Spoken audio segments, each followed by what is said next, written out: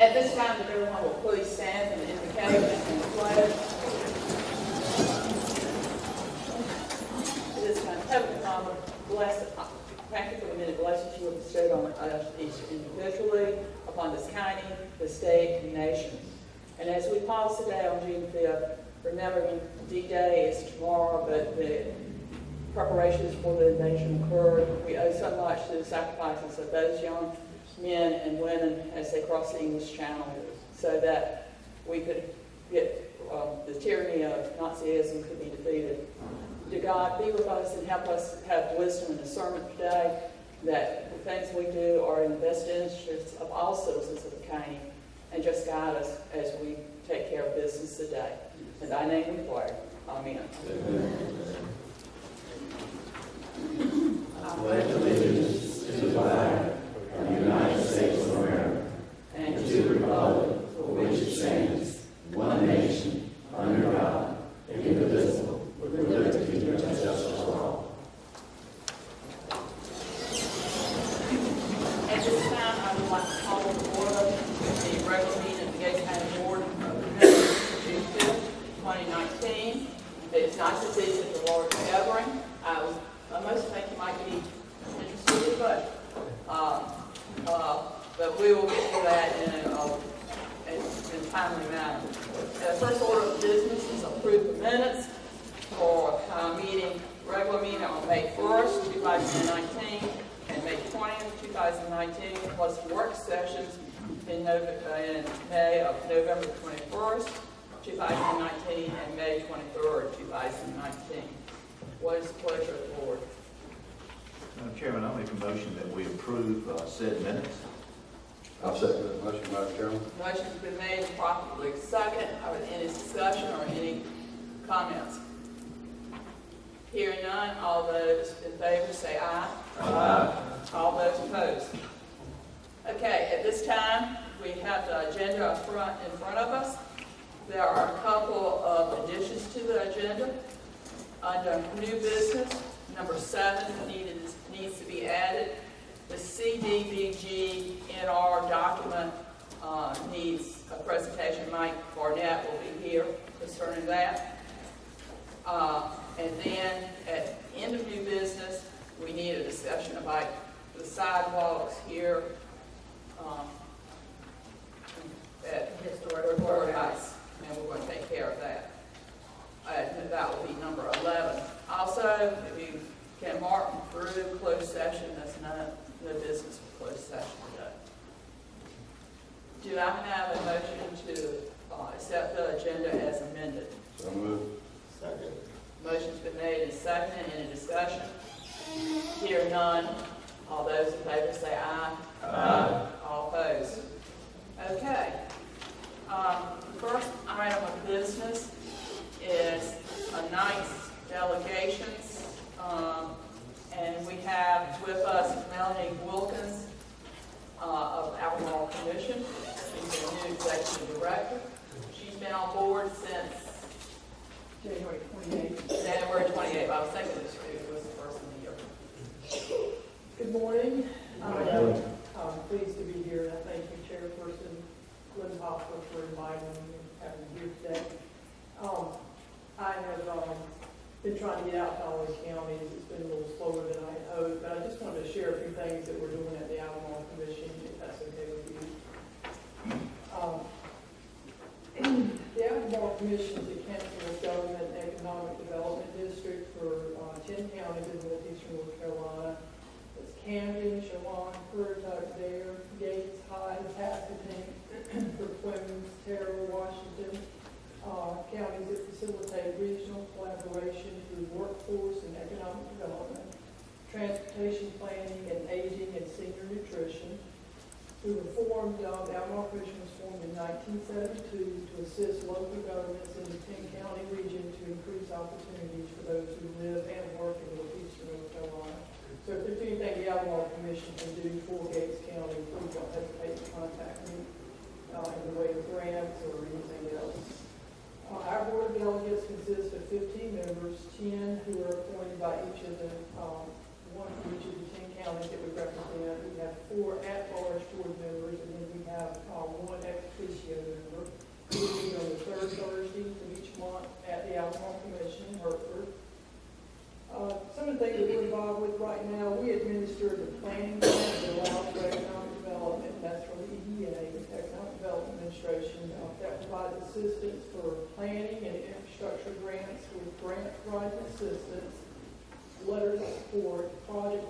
Transportation Grants Administration for our member governments and their affiliated associates. Currently, we are administering the Essential Single Family Rehab Loan Pool Grant that's available to Camden, Currituck, Dare, Hyde, and Pasquotank counties. And qualifications for that grant include being at 80% of area median income or less, being elderly or disabled, or having a child in the house who's under the age of 6, or being a veteran. And we are also currently the project coordinator for the Balancing Nature and Commerce initiative that is developing the ecotourism business sector. One of our open grants includes what we call the blue-green algae grant that is studying the return of the blue-green algae from, been dormant or non-existent, so to speak, for the last 35 years, but it's returned. That grant is open until November of 2019. We also have a revolving loan fund that is funded 75% from the EDA and 25% from the county government members. We refer to that as the RLF. It is gap financing or funding for businesses that are looking to open as well as retain or expand their employee base. It's also a workforce initiative. One of our programs that are held under commission is also the Area Agency on Aging and Senior Nutrition that provides services to residents 60 years or older. It includes transportation, in-home aids, adult health services. We provide transportation, congregate home delivered meals to senior residents within the region for the 10 counties, and that's at no expense to the residents. There are also senior games that provide opportunities to compete in athletic, art, and musical events. Evidence-based health programs and assistance to provide training for seniors that would sustain the quality of life. We also have caregiver programs that in the regions, and that services there include respite care, care supplies, home care, transportation, nutrition, and actual caregiver training. Also housed under the commission is the Albemarle Rural Planning Organization, and that's the regional transportation and planning organization for the 10 counties. These plans are in partnership with local governments, and they are adopted by the Department of Transportation. And third thing that we have on our commission is the Northeast Workforce Development, and referred to as NWD. It's a group of community leaders appointed by local officials to provide planning, oversight, policy, workforce development within this 10-county region. We have NWDB oversees the NC Works Career Center, and that's within the 10 counties in the Northeast region as well, with 12 service locations, including 3 certified career service centers. And resources for that are provided to both employers looking for employees and people that are looking for jobs. Okay. One of the other things that NC Works does is the Next Gen program that provides services to youth aged 16 to 24 that helps them earn high school diplomas or equivalent, help them transition to post-secondary education, occupational skills training, and prepare them also to be self-sustaining. NWDB also works very closely with economic developers to help them attract business to the region by providing labor market data and also preparing the young folks for the labor market.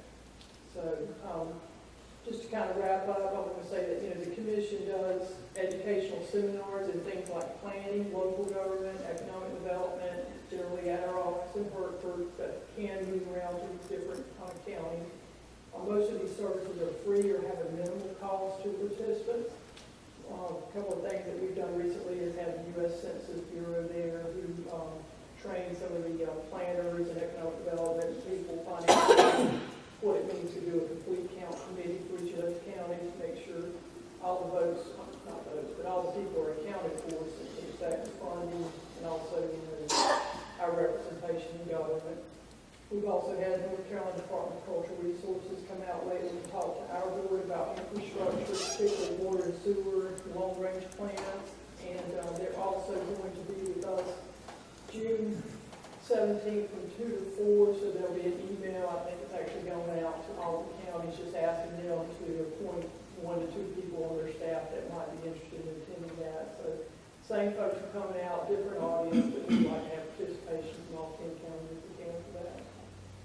And we also do regional legislative advocacy through an adopted legislative agenda, working on issues such as broadband, I-87, flooding, declining populations in some of the counties, schools and community colleges and funding for that, and again, I mentioned census training and infrastructure. And so lastly, I wanted to say also that the Alcohol Commission hosts a quarterly meeting with the chairpersons of the county and the county managers, and we just had one a couple of weeks ago, and we determined what regional issues were most important, and ranked those, and some of the things that I just mentioned, but we'll be having another one just about 2 months, and the invitation will go out. We would love to have representation from Gates County as well, and all the counties. So I'll be glad to answer any questions if you have any. I have a couple. Okay. Now, your experience, do you have any history with rural areas like Gates County? Well, yes. Most of my background is in housing, affordable housing, redevelopment, community development, block grants. But yes, I work with the state, where I was assigned 14 counties, and some of them were in the northeastern part of the state, and so yes, I have. Okay, I don't know. The word economic development means a lot to us. You know, we chase a few things with very little success because of the rural area. I know what the issues are. Can you speak to what the issues are in a rural area like Gates County for economic development for our audience, if you don't mind? Yes. One of the things that we face with these 10 counties is that some of the larger counties like Dare County and Currituck, they actually have persons on staff who are in Pasquotank. They have persons on staff who are economic developers. They have planners, they have GIS people that kind of fall under economic development. And one of the barriers for us is that other counties don't have staff for that. And that's one of the reasons I'm here, is that just to say that if there's some grant opportunities that we can assist with, we're glad to help with that. But no, I know it's challenging. It's particularly challenging with some of the counties that are facing declining populations, and we're trying to. And also broadband is a huge barrier for that, and even things like flooding issues, and also water and sewer that I mentioned, infrastructure, long-range planning. There's at least one of those counties that's in that situation where they've got businesses that will come, but they're not going to come without infrastructure, and they're not going to come without broadband connectivity. So that's anything that we can do to help on that. And one of the things we like to do once a year is bring everyone to the table, including the town managers and the county managers and possibly chairpersons, to bring a regional effort to see what we can do collectively to address those things. You named the things that we know, fiber optic being one of those, and gas. But yeah, infrastructure is what we find to be the most critical thing. You know, when we're trying to check every one of those blocks for that company that's considering coming somewhere on the east coast of North Carolina, whatever, we can't check enough blocks is our issue. But we really need a mouthpiece out there for us, you know, trying to find those that are on the fringe. You know, what can we do? You know, can we make some exceptions? That kind of thing. And then one other thing, something we've been dealing with here in the last 2 or 3 months, is we're one of the 2 counties in the state, and I don't know if we can get any help from you guys, that we miss a lot of money on Medicare reimbursement because of the status that we have with a lot of our county people being employed in Virginia, specifically like at the shipyard and things like that. And there's one other county in the state, I believe it's out a little bit west, right on the Virginia line. And we looked into it a while back. We didn't get any traction. We didn't get any relief. But that's something I'd like you to speak to our county manager about. in next week or whatever, so see if you guys can put any pressure on Raleigh to see if we can get any help with that. Okay, certainly will. And we, our chairperson Tracy Johnson and I, during legislative days with Council of Governments, met with Senator Steinberg and Representative Goodwin, and actually quite a few more that Tracy, our chairperson Johnson, knows. And so we spoke to them about a number of those issues. And also, Senator Steinberg is slated to address our board on June 20th, and so there will certainly be some of the issues that we'll talk. But yes, I'd welcome the opportunity to speak to the county manager even before that, so we can go over those things. We understand that we missed somewhere in the neighborhood between $200,000 and maybe $250,000 in reimbursement a year because of that. Thank you. I have a question for you regarding the grants that you provide for counties. And I see that they're very varied and in a lot of areas. But do you all provide any grants for EMS, emergency management service, in regard to purchasing equipment or whatever? What kind of assistance can you provide in that, or is it available? I haven't seen any EMS.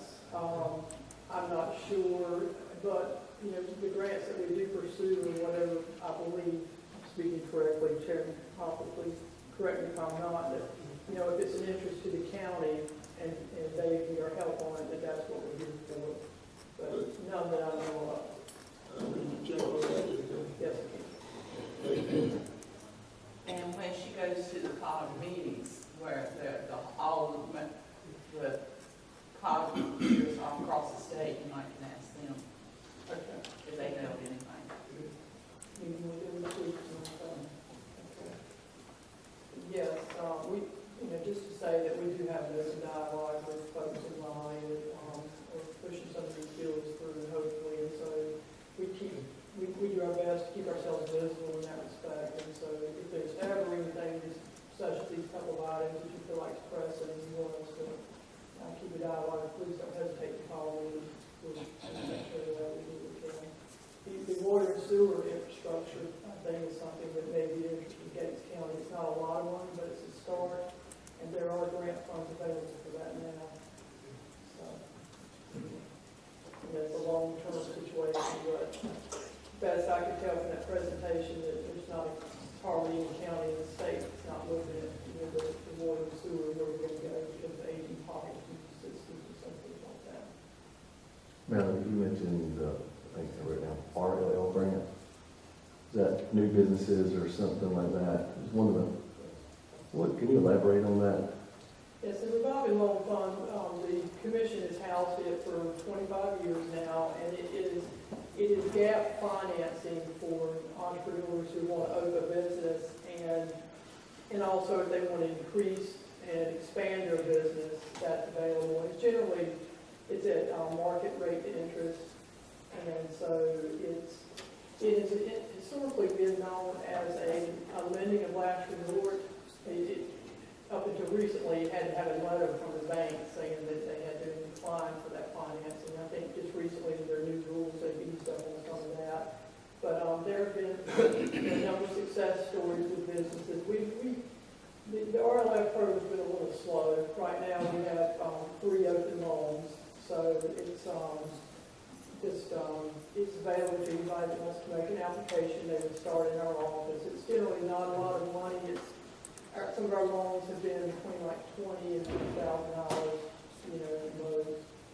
But any other questions around it? And the jobs tied to it. Absolutely. That had to have creation of jobs. And yeah, and that is one of the primary goals in addition to, you know, helping the business get going. But they have to add a certain number of jobs, and then they have to show the commission, you know, that that's ongoing.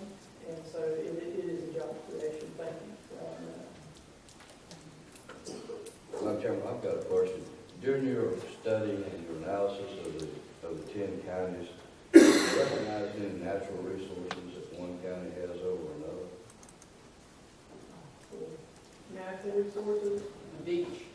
Oh, Dare County. There are project in that area, certainly.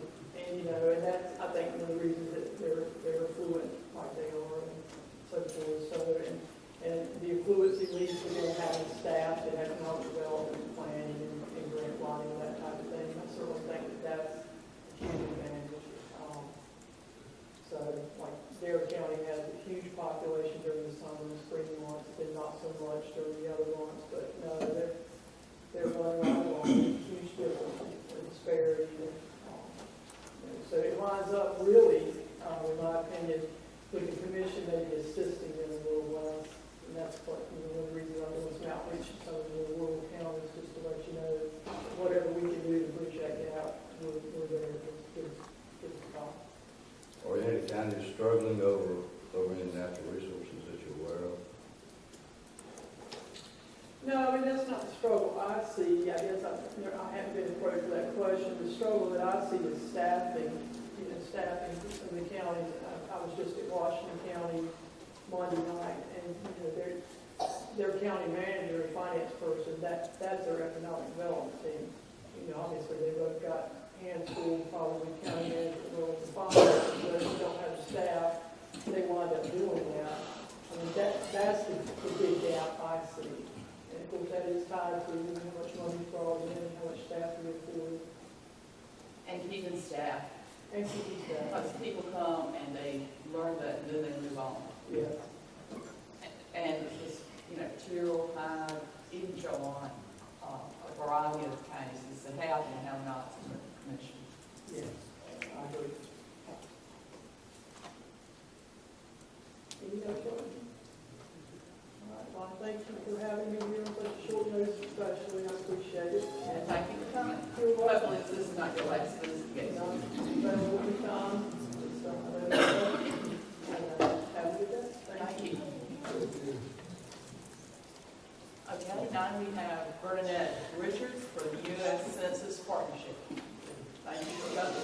Thank you for having me. Good morning. Good morning. My name is Bernadette Richards. I'm with the U.S. Census Bureau. I'm a partnership specialist located in Wake County. However, I'm assigned to several counties throughout North Carolina in terms of providing training, any services, or whatever the county may need. Ms. Wilkins' presentation is a good segue into the census and what it entails and how it is of utmost importance to have a full, accurate count as it pertains to your population. I've actually, on your desk, you have the folder, and I'll use that as a means of going through what it entails. I'm from the Atlanta Regional Office. However, as I said before, I'm located in North Carolina. The Atlanta Regional Office services entails Florida, Georgia, Mississippi, Louisiana, South Carolina, and Alabama. The census goal is to count everyone once, only once, and in the right place. That said, the census is all about, in terms of the data, it's all about power and money. As you may see in this, I'm going to start on the right side, on your left side. And the first one is the Census 101.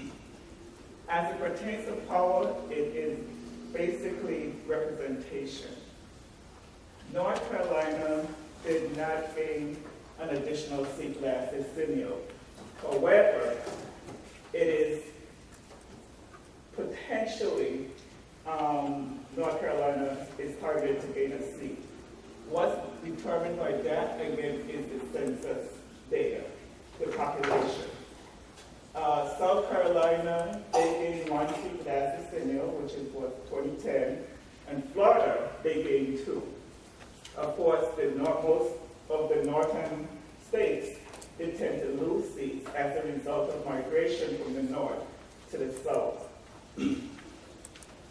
As it pertains to money, as you can see here, basically the census data is actually used again in terms of funding distribution as it pertains to federal grants.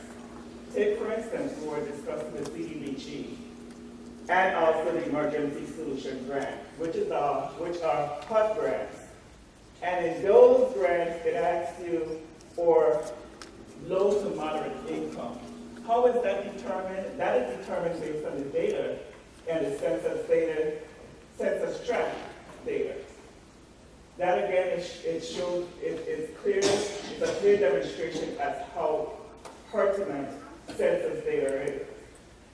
Given that we're here in terms as me being here today, is to encourage the commissioners to actually get your blessing in terms of developing and implementing a complete count committee. It is to your advantage to have a complete count committee. Complete count committee should be made up of trusted voices. Trusted voices such as maybe most people somewhat perceive the faith-based to be trusted voices, or in addition to that, to actually look at your population, determine where or whom would be best in that position. In the last decennial, for some reason, children 5 and under were undercounted. I can't wrap my head around that as to why families decided not to include that population in their count. But children 5 and under were undercounted. So in terms of developing a complete count committee, as a result of that, ensure that someone or agencies or representatives from agencies that service that population, such as pre-K, such as Head Start, Smart Start, that they're on the complete count committee. In addition to that, the homeless were undercounted. Again, that's somewhat it's not surprising. However, there's what called couch surfers. If they're in a unit at that place, maybe the head of the household feels that couch surfer, who is actually by HUD terms defined as homeless, they're not counted.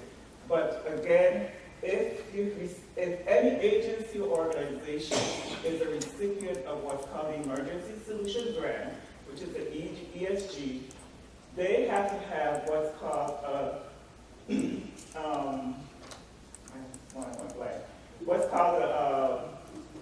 COC. It's actually the COC, the Continuum of Care and Homelessness, meaning that agencies or representatives of agencies are on that committee. Be sure that they're included on the complete count committee also. Another undercounted were senior citizens, migrant workers, and individuals whose language, whose English was like not a first language, maybe a second language. They were undercounted. So when you are developing, when a county is developing the CCC, they want to ensure that those undercounted populations are identified and included in the CCC, and what may be applicable to one county may not be applicable to another. It all based on your demographics. This is just basically the census design. It starts right here in terms of establishing addresses. That is an ongoing process for the mere fact that you have continuous construction. Then you have motivating people to respond, and that's where we are right now. We're visiting all counties throughout North Carolina to encourage them and engage them and educate them on the importance of the census. Then we have where the population comes, and then by December 31st, 2020, all data collection, the report is on the President's desk for review and his signature. This actually gives us, this is your third document on the left. And basically, it's the participation rate, which is to be termed as the response rate. For your county, in 2000, 65% of your population were responded to the census. In 2010, you had an increase, 78%. This decennial, 2020 decennial, we're hoping, of course, for 100%, but that is unrealistic, as we may know. So the goal is to get or encourage or hope that each county, hence the entire state, receive 82% or greater. And basically, this next document, Counting Children, it is somewhat gives you a guide as to how we should ensure that, again, children counted to include children 5 and under. The other document is the homeless and preparing for counting the homeless. And that is done based on basically having what we call enumerators to visit those areas where the homeless population tend to hang out or reside. And again, going back to this complete count committee, if you have someone there on whose service provides services to the homeless, would be ideal. And it would be ideal for them to participate in the enumeration process of the homeless because they know who they are, where they are. The last document on your left side basically is 50 ways in which data is used. And this is just 50 of many ways. As I said before, as it pertains to any grant that one is actually preparing to federal grant, there's times where more than likely you have to go back to the census tract to justify and validate need. And the census data is actually used in terms of determining funds for infrastructure, which was discussed earlier, your concern. It is also used for emergency management services, such as FEMA.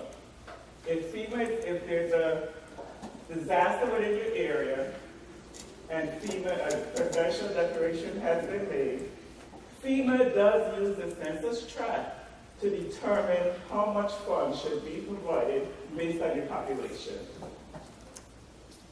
On the right is just a basic overview on the 2020 census and the Complete Count Committee and the need to engage and educate your residents as it pertains to the Complete Count Committee and to actually develop and implement such a committee. The second document on your right is what's called ROAM. ROAM will allow a Complete Count Committee or anyone, because it's accessible to anyone, they can go online and actually identify the census tract within their area as to where may have a high response versus a low response. And it could actually be used in time. Take, for instance, once the process begins, which will be, well, I'll get to that, but it will actually start in March, and April 1st is designated as census date. So once the count has begun, one can continuously access ROAM to determine how the response rates look within that given area. The second last document is the Central Confidentiality document. And we, as census employees, are actually sworn for life, even after our employment with the census, in terms of confidentiality and privacy. And I say that because it is somewhat the perception of some individuals not feeling comfortable in terms of sharing the data, but the data is not even shared interagency or department within the federal government. It stays within the census the U.S. Census Bureau Department of Commerce. It is released every 72 years. So take, for instance, if someone is 30, it's going to be released when they're each 102 years. So that is, somewhat a lifetime. This decennial, in 2020, the census process will be done differently. Each household will receive a postcard with a barcode. That barcode will be unique to that household. They will then have options in terms of reporting their data. They could do it online, they could do it by phone, or they could request a hard copy. If for some reason that household, any household has decided not to use any of those three options, they will then have enumerators, which will be the way that it was done previously, knocking on doors. We'll have boots on ground, knocking on door, and they will visit each household at least 3 times. They could actually obtain data or information from a neighbor if that for some reason every time they're visiting that household, no one is there, it's permissible to receive as much information from a neighbor and complete the documents. With that said, are there any questions? Bernadette, Yes. A lot of questions. I actually did this 20 years ago, 2000 census. So did I. I know. It's funny how you mentioned the barcode and not having to go knock on all these people's doors and handwrite stuff. And, technology has changed a lot in 20 years, thank goodness. But you mentioned the postcards that will be sent out. What is the time frame? It will start in March, mid-March. I think it's March 12th, in terms as to when the postcard will be sent to the household. And it would not be sent to post office mailbox. It goes to the physical address. And there are jobs being Oh, I'll get to filled. that, yes. Okay. Sorry. So, thank you for reminding me. In addition to that, the census is currently recruiting jobs. And it is to the benefit of each county to ensure that people within their county get these jobs. Because take, for instance, if you're going to have an enumerator going to a door, you want that person to be familiar not only with the individual on the other side of the door, but with the individual on the other side of the door, to be familiar with those individuals and feel comfortable with them. So there's a listing of a variety of jobs that I've shared with you. We're encouraging you also to, if you have a Facebook page, your website, to please post the information on there. Where will the hiring of these jobs be? It's done online, and then they will actually, and again, with that information, they could actually call and, to update whatever, or to determine the status of their application. But as you may know, most or all 99% job applications done online now. When you first started, it sounded like you said that we as a board need to have a citizens committee. No, we don't. Well, it's usually we need the blessings, or our county manager needs the blessings of the board to develop and identify individuals that should be on the county committee. And usually it's done where the commissioners give their blessings, and then the process begins. And that person basically can kind of follow up on a lot of things that you said, and you try to ensure that they'll be implemented. Basically is what the person that What you'll have is someone who is actually a liaison, and they will serve as the complete committee chair, so to speak. And again, that is determined by the county manager, the commissioners, or whomever. And I could just give you an example.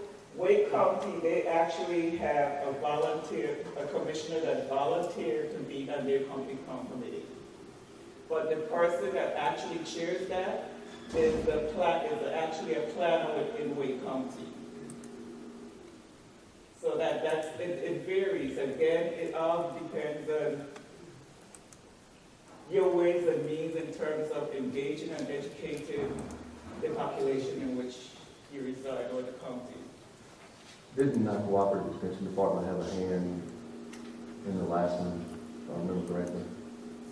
And what we found in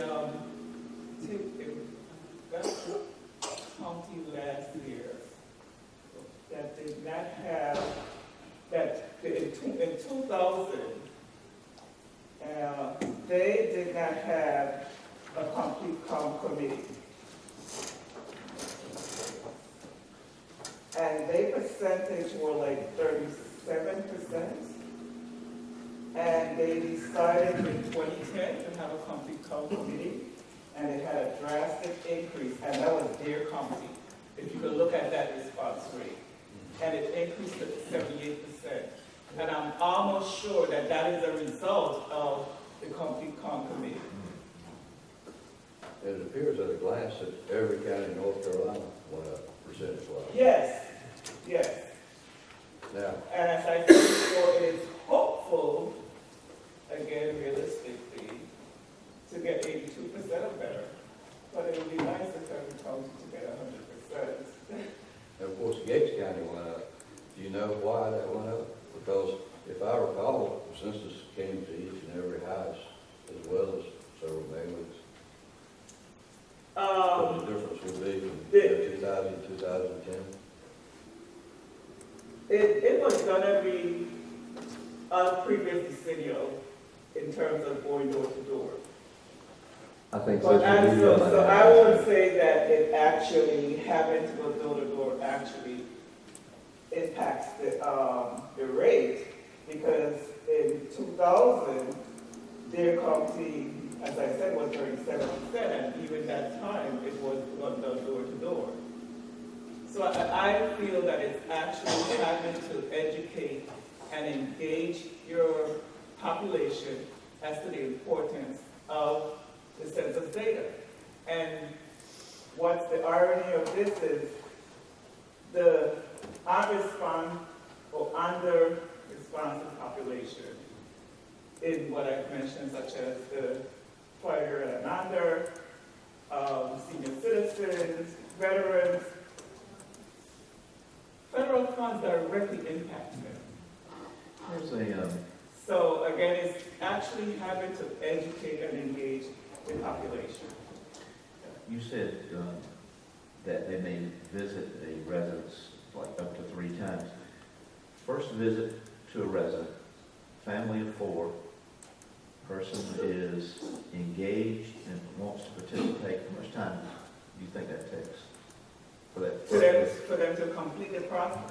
First visit, the time frame that the citizen will spend in completing it the first visit, only one visit. I can tell you based on my experience as an enumerator, if this decennial, the questionnaire is only 1 page. It's only 1 page. I would say that could be done in 10 minutes. Is that with, There's no- that's with you asking the question, that's not with them filling it out, handing it to you? Yeah, they ask the question. And, they could get assistance, even as senior citizens, and they have the right to get assistance if necessary or needed. And not, some individuals may be concerned in terms as to to respond electronically, but again, with the assistance of your county, having to utilize maybe libraries or senior centers would be ideal in assisting your population to respond. And I think one of the ways that I would encourage for us would be that, we got water bill, tax statements, we would put something in them to encourage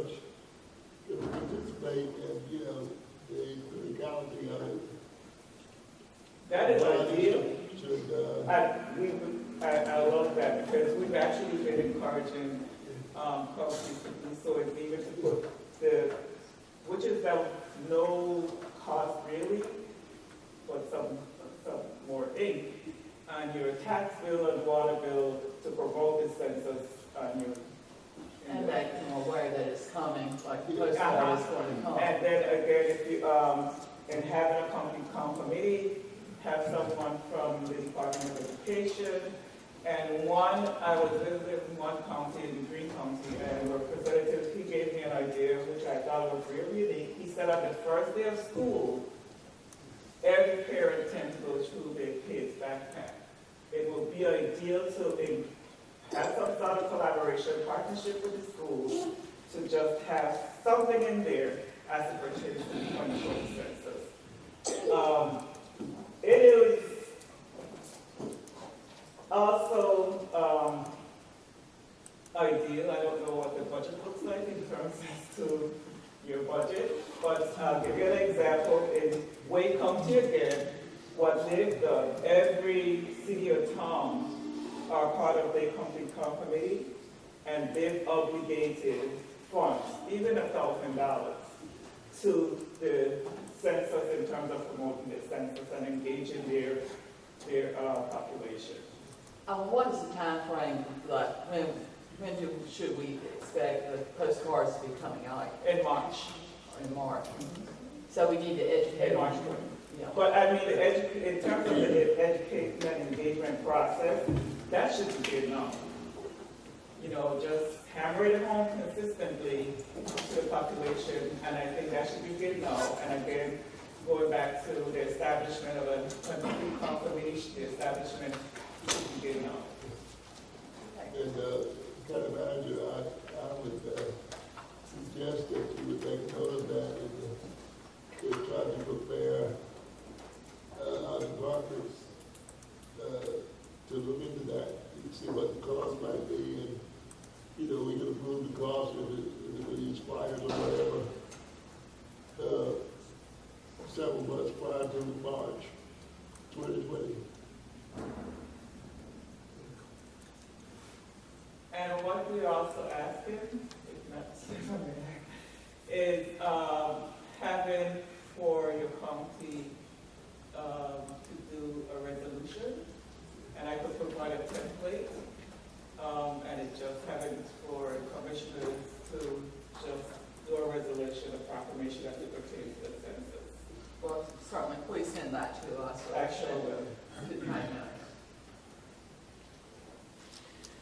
If no other questions? I do, Madam Chairman.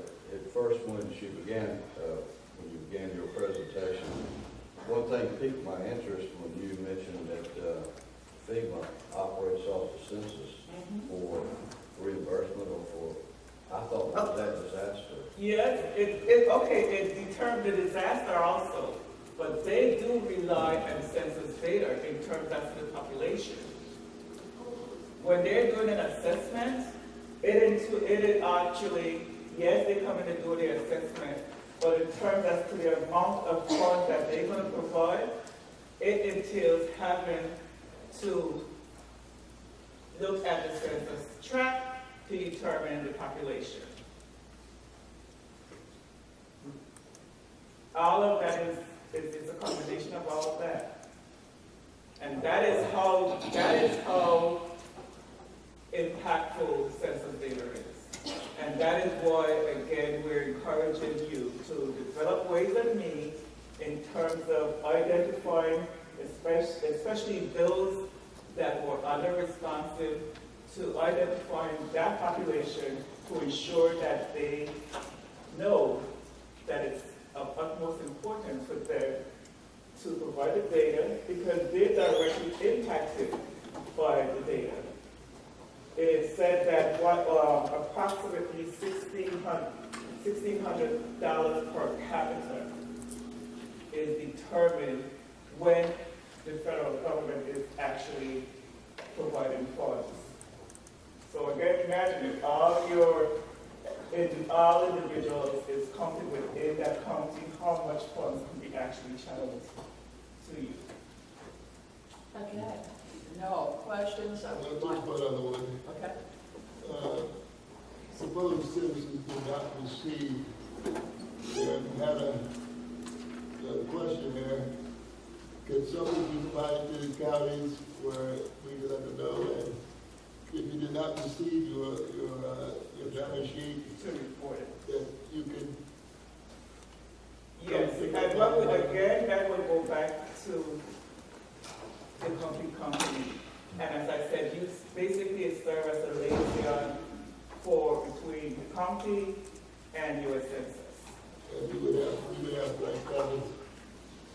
collect copies of the questionnaire? Okay, right now it has not been formalized, Okay. and we actually will have copies. I could just tell you that it's a one-page document. But we should have access to it. Yes, once it's formalized. Is that just one question? Okay. So, give me a timeline, this complete count committee, they should be, being formulated, what's the start date? When do we need to get started? We have it actually yesterday. So we Yes, can so that is start. something that you should actually begin as soon as possible. Okay, Because that committee usually meets and again, it determines ways and means in terms of educating and engaging your population. And it starts in March with the postcards being sent out. Uh-huh. What is your conclusion date? The conclusion date is September 30th. And that is based on the federal government.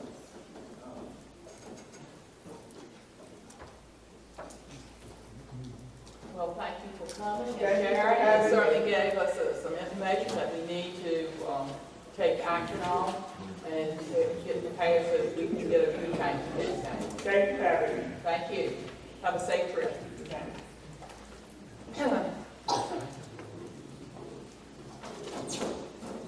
Okay, there's no citizen comment for the just the general session. Okay, we'll move on to the administrative reports, beginning with the county manager.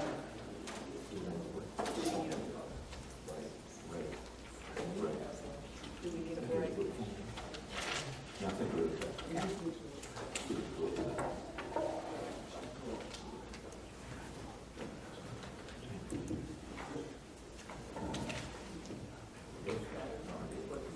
Okay, county manager. This is for April the 18th through March the 24th. Painting has begun on the exterior of the historic courthouse. Windows are complete.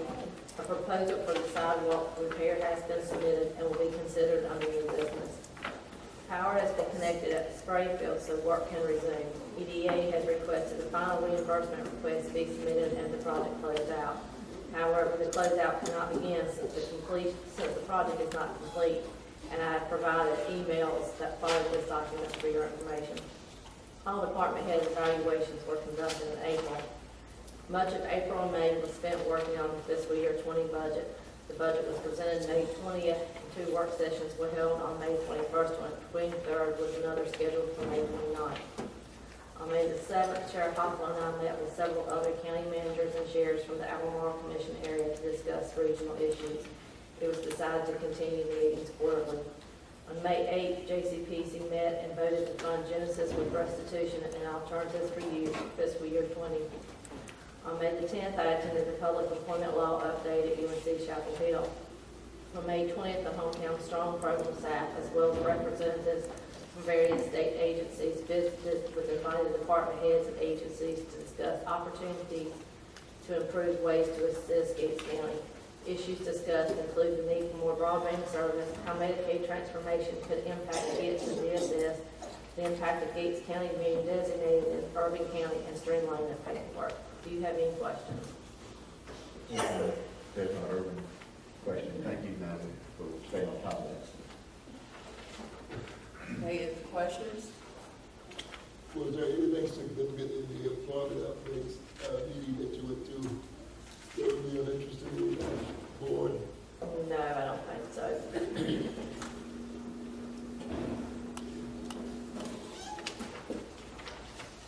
Okay, hearing none, we'll move on to tax. I see Ms. Lane.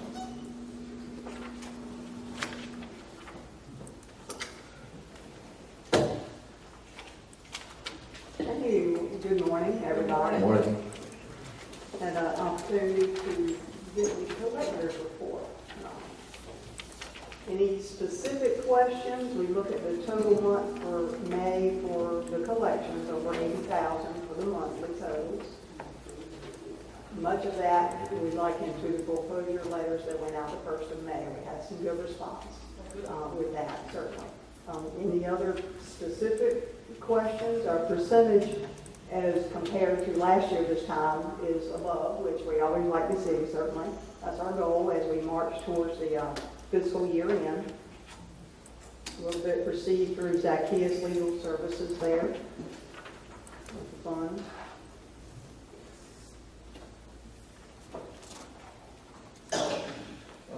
Ms. Lane, you just mentioned the Zacchaeus Legal Services for the audience. That's the firm that helps us collect those people that are way behind. Yes, sir.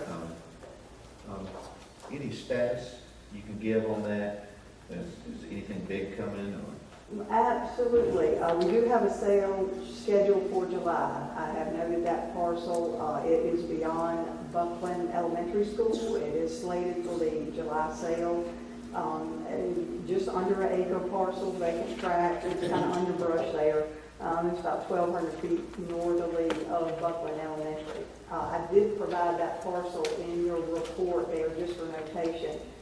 As we approach that July sale, if that property is unredeemed by the taxpayer, they have a window of time scheduled right before the sale to redeem that property. Property will be posted.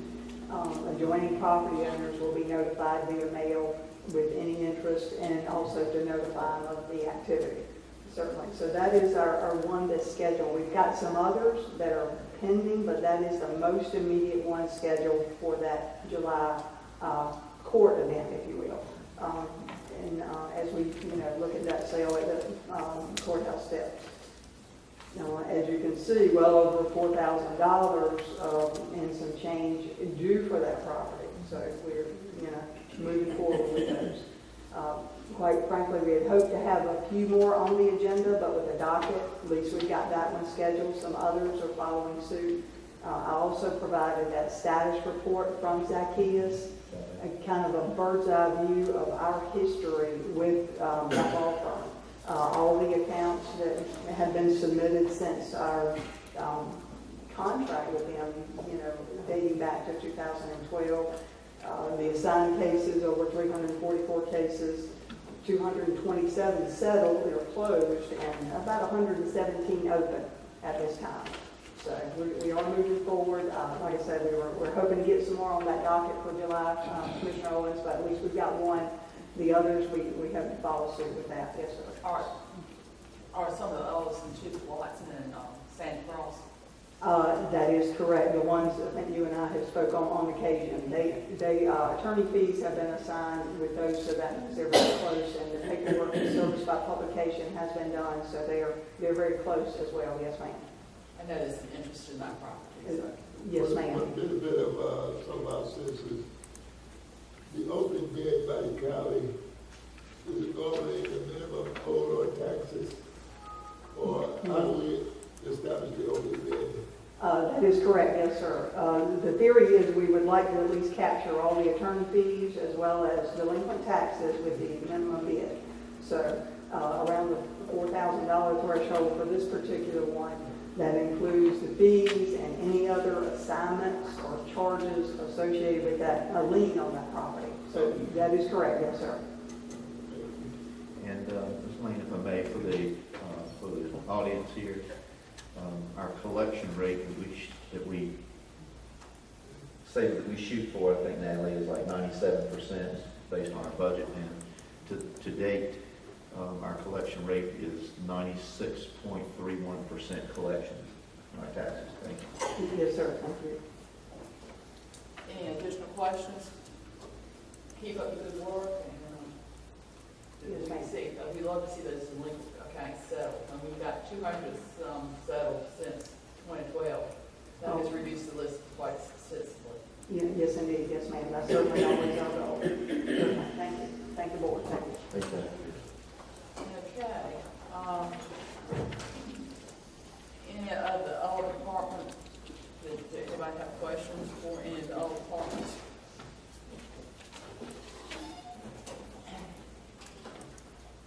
Okay, then we have two public hearings today. So the first public hearing is on personnel policy. Do I have a motion to enter a public hearing on that? So moved. Second. motion has been made and second to enter into a public hearing for the Gates County Personnel Ordinance. All those in favor say aye. Aye. All opposed. Okay, at this time, would anyone like to come forward to speak on the personnel policy?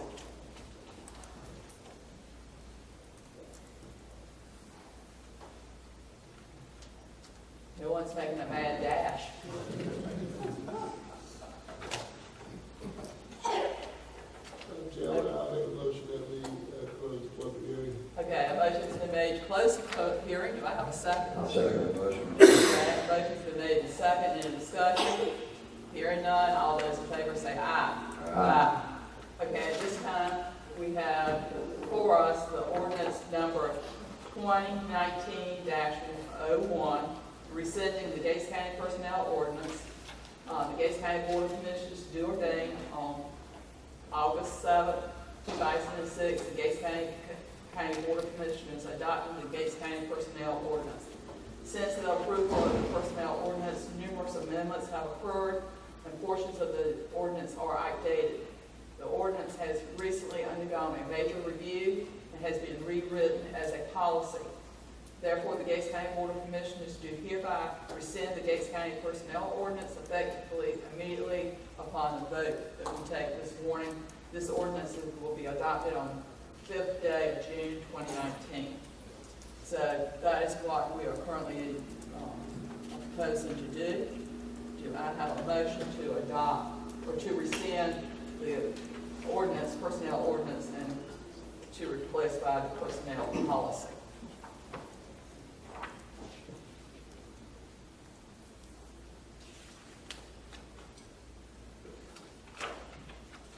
Madam Chairman, I don't have a motion at the moment. There's no specific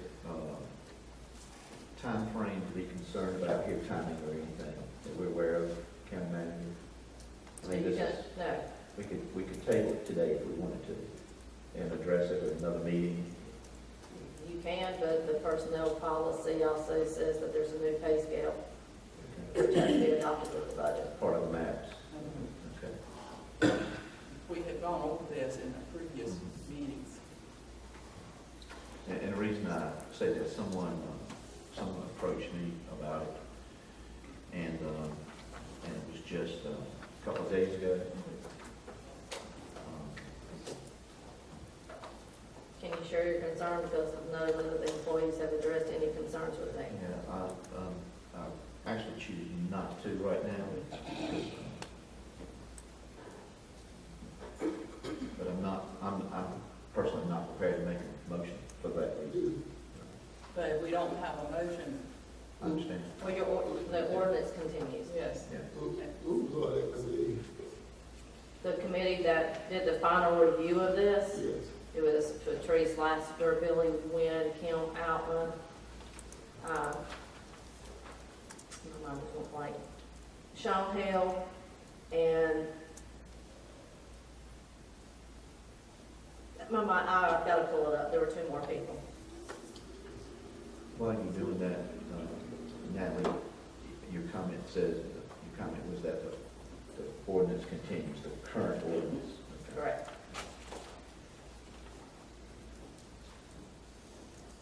And I do understand, Madam Chair, And then we'll have to re-advertise. that the map, that the new pay scale is involved in. And this was a recommendation from the MAP study as well. My concern would be that, what level of employees we usually have all management. No, that was not all management. Okay. It was rank and file from there. Madam Chair. Scott Powell and Donna Powell, those were the other two. Madam Chair, can you explain we have to re-advertise it and table it today? Reasoning. If you table it today, you have to announce when you're going to vote on it. But you don't have to have the public hearing. This one public hearing would stand for the, Right. But you have to announce when you leave here the date and time and the location you're going to have the next meeting. I can't tell you that part of the comment that was made to me was, they liked the idea of having county commissioner involved in personnel stuff. That's pretty much it. Because it gets away with the personnel board is the Yeah, yeah.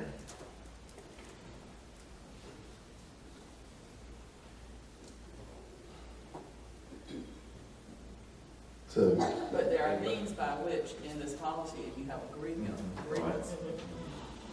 And Madam Chairman, I too have received some calls and conversations about that specific. Well, Madam didn't Chairman, know the personnel board was that popular. Evidently what it is. I'd like to make a motion that we table approving this until our July, what is it, Third. third meeting. So you're making a motion to table it until July 3rd? Yes. Okay, do I have a I'll second that motion, Madam Chairman. discussion? County manager. I'm well aware of your comment about this involving the pay scale. Well, I mean, the other one also mentions the pay scale as well. Okay. So we're not putting our pay to our No. employees in jeopardy or anything like that? Yeah, Okay. All right.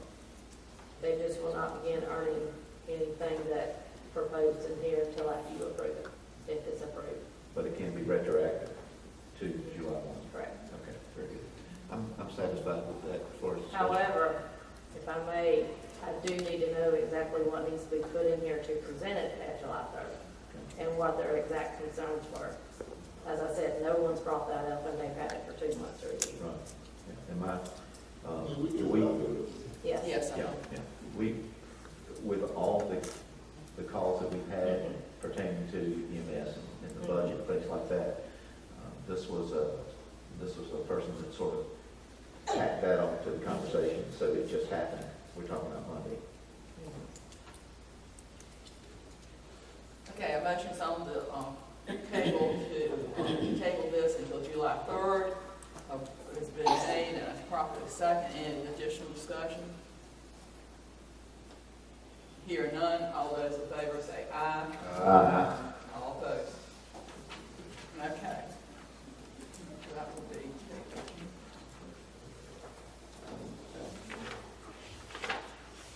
Okay, the next item is our budget. And would you like to do your? Be it ordained by the Board of Commissioners of Gates County, North Carolina, Section 1, Revenue. It is estimated that the revenues and fund balances of the funds hereafter listed will be available for the fiscal year beginning July 1st, 2019, ending June 30th, 2020, to finance the appropriations set forth in Section 2 and in accordance with the Charter of Accounts established for Gates County. And if I may take the liberty, I'll just read the total funds. For the general fund, $12,934,028. Register of Deeds Automation Fund, $5,000. Emergency 911 System Fund, $136,130. Fire Protection Fund, $260,000. Tax Revaluation Reserve Fund, $36,255. School Capital Reserve Fund, $620,000. Capital Outlay Fund, $402,500. Water and Sewer, $1,185,000. Solid Waste Fund, $1,147,490. For a total revenue of all funds of $16,726,403. Hereby levied is a tax at the rate of 82 cents per $100 valuation of property as of January 1st, 2019, for the purpose of providing the revenue listed as ad valorem taxes in the general fund in Section 1 of the ordinance. The total estimated value will be $892,276,289 to be taxed at a rate of 82 cents per $100 of value. Real or personal property tax is projected to be collected at a rate of 97%, and motor vehicles at a rate of 97%. Taxes will increase by 6 cents per $100 valuation to assist with funding of EMS. Section 2, appropriations.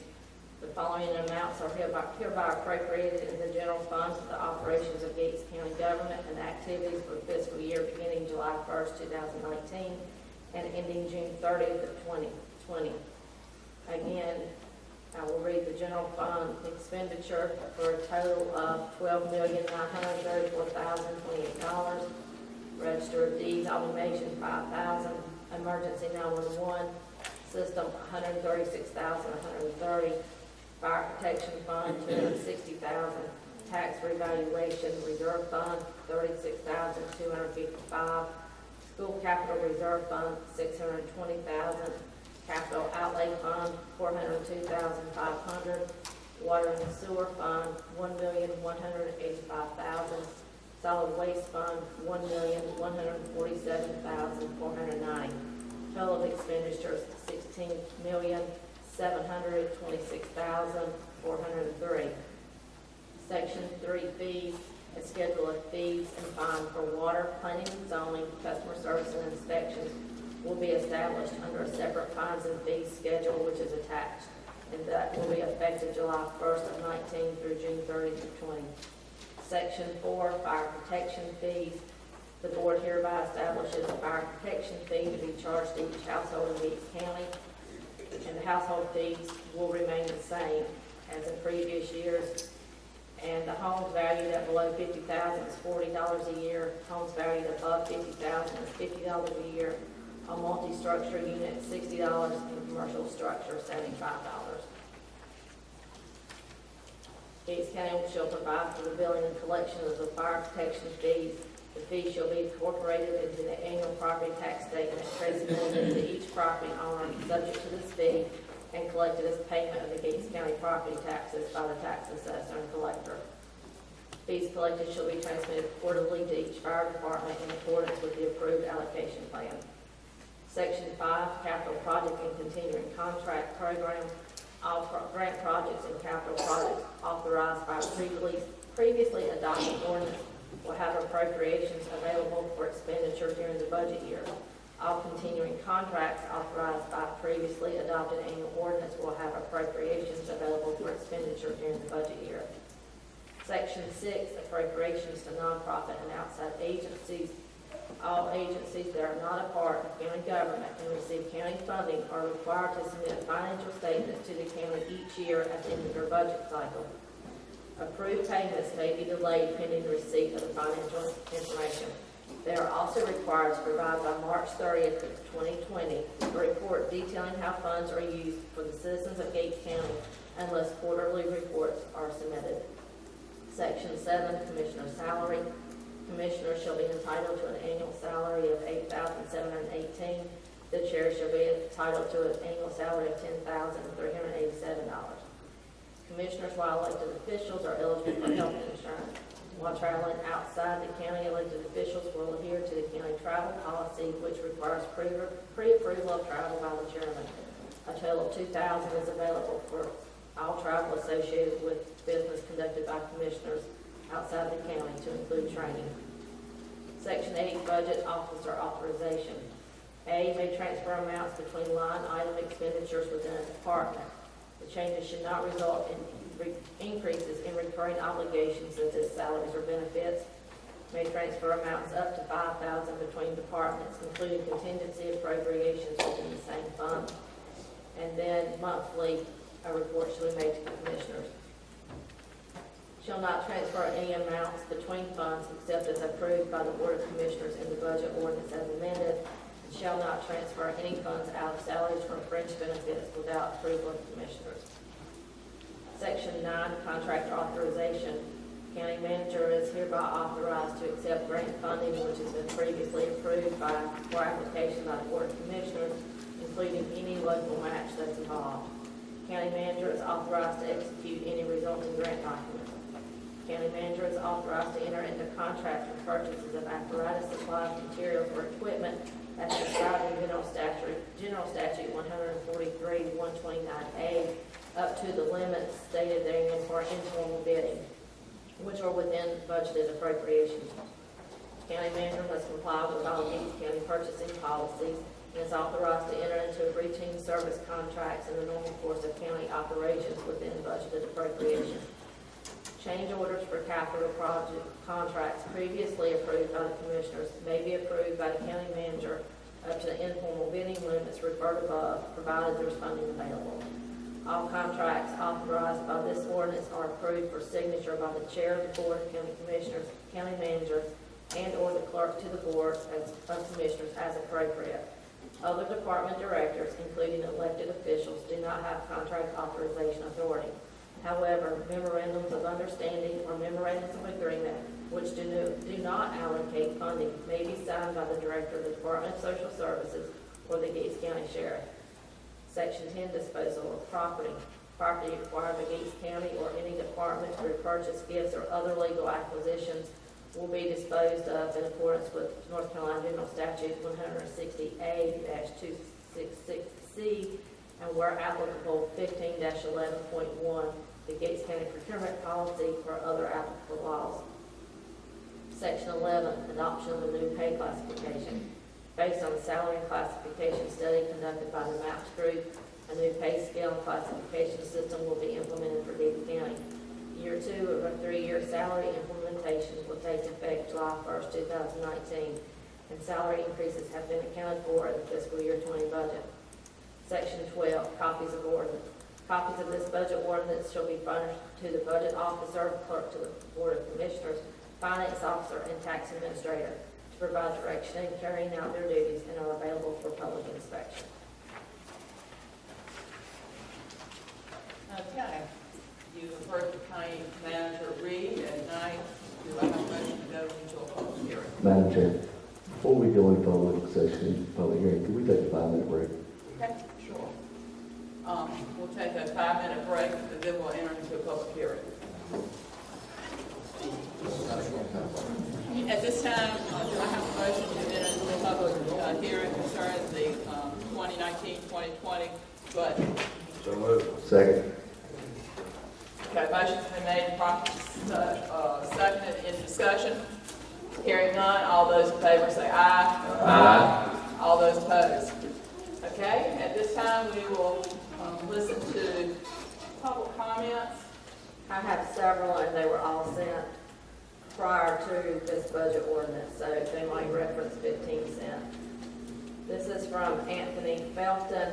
First, I would like to thank our first responders, including law enforcement, EMS and rescue, fire department. They're doing an awesome job for our community. I have a hope and idea that I have sent will help. Not been able to attend the Weeby Jam in advance for a while now. However, I do know that it does bring in a big crowd of folks. If you would like to see or attend in person and see what you think, here's a schedule of upcoming events I have seen. And he has provided a list of events that will take place. And I will forward this to commissioners. He says, thank you. This was sent by Deanna Presley on May the 23rd. As a citizen of Gates County, do I want a tax increase? Deep down inside the answer is no, but as a citizen of Gates County that knows the importance of needing a great and continually improving rescue squad, EMS, I support the tax increase. I have lived in Gates County most of my life, but did live in Franklin, Virginia for several years, and believe me, our taxes are nothing compared to living there or any other nearby town or city. I have seen the improvements that have been done at the squad. The most important being that it is a paramedic squad. Most citizens do not understand the importance of this. Gates County citizens are able to receive care and treatment that other counties that are a basic and intermediate squad. We can receive medications and treatment from this type of entity that cannot be done with a basic or intermediate squad. Paramedics are trained to give life-saving treatment, and we are fortunate to have this in Gates County. You may say that I am taking this personally, as I have close relatives that work for the squad, but please know I am writing this as a Gates County citizen that wants the best rescue squad EMS we can have. I've worked as a medical coder for 35 years in a hospital setting and 3.5 years from home, and I know the importance of the first responders' treatments and care at the beginning of an illness event, trauma, injury, etc. We need to support them emotionally and financially as a county. I definitely ask each of you to do your own investigating and look into seeing what it is truly costs to run the squad. Yes, it may take time and effort, but it will be worth it in the end. I'm not going to make this long and drawn out, but I hope each of you pray about your decision with the county budget and tax increase. It is up to us as a team to make Gates County the best it can be, even if it means sacrificing in ways we may not want to.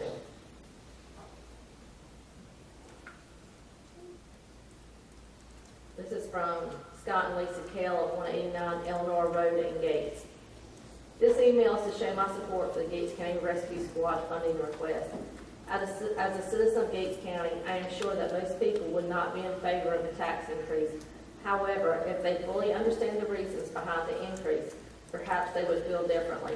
If the Gates County Rescue Squad is going to be able to maintain or improve their services to this county, a budget increase is completely necessary. We have a dedicated group of men and women that service this area, and I truly know firsthand that lives have been saved and often due to their skills and knowledge. What a detriment it would be to Gates County to have this squad go from a paramedic status to basic. This would be a huge disservice to our citizens.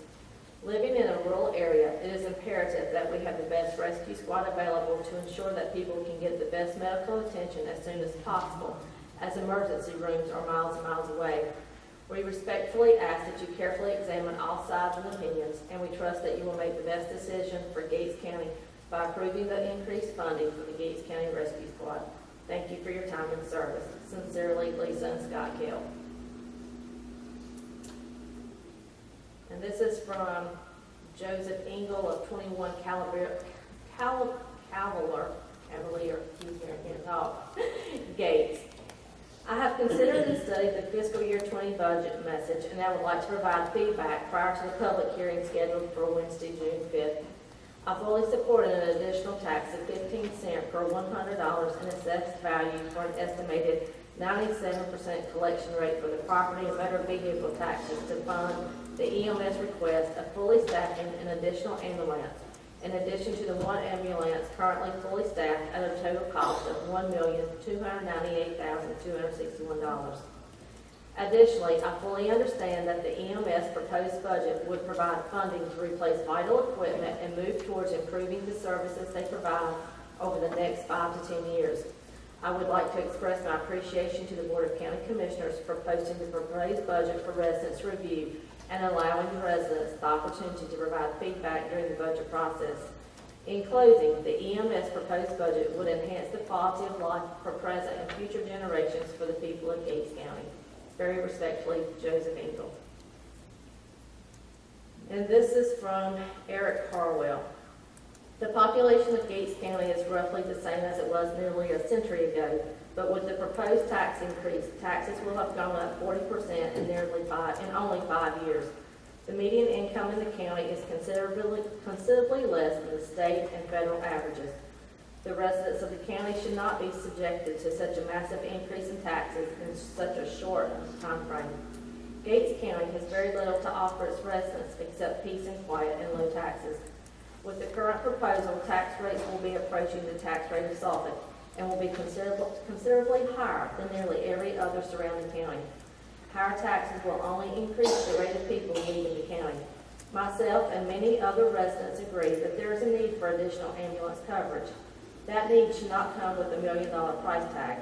I talked with one of our state representatives, Bob Steinberg, and was shocked when he told me that Gates County had not even contacted his office for any assistance.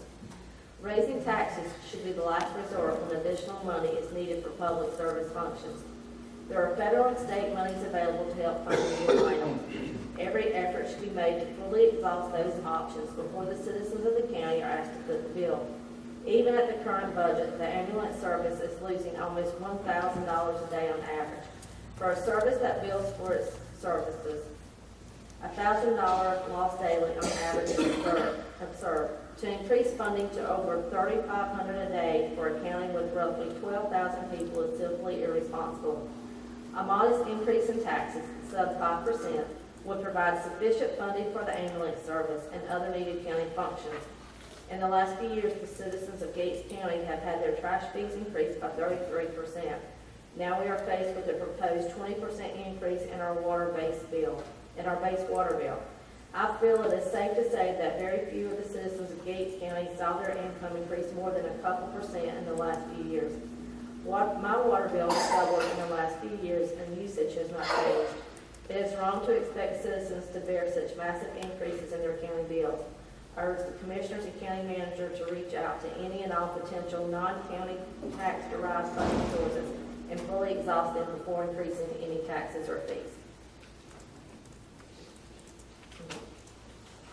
Okay. Dr. Barry Williams.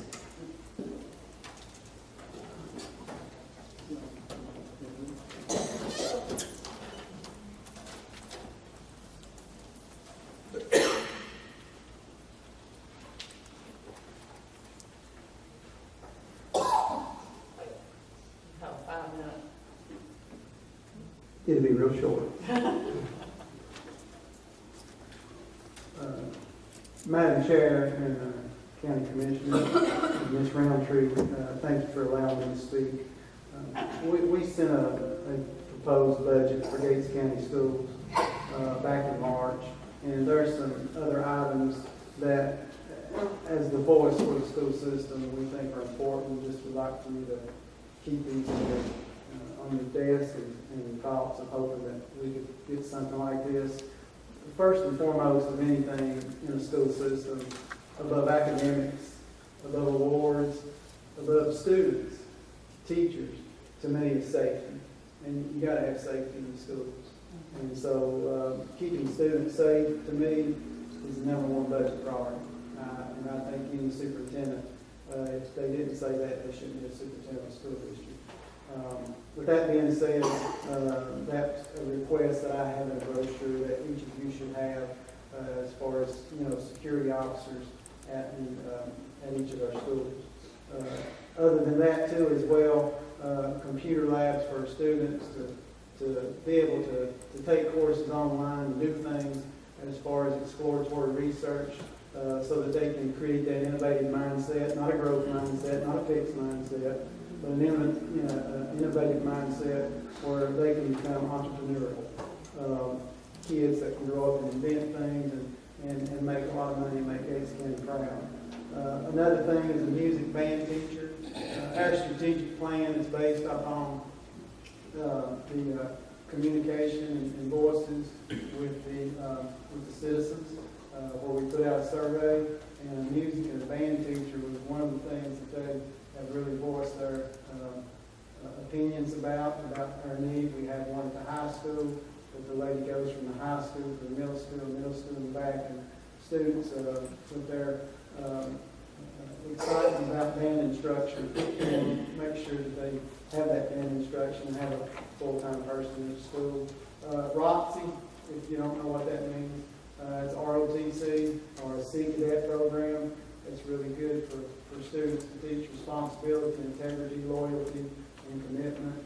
And then the thing that is not on this list right here, besides the things I have like an alternative education center or recruitment of personnel, incentives to get people to come and stay. I have my principals behind me, and they have teachers that, as a superintendent, I listen to my employees. And when they have a concern or a problem, they don't feel bashful, they don't feel embarrassed or anything to come and talk to me. And so they have asked me for a couple of elementary teachers at the elementary schools.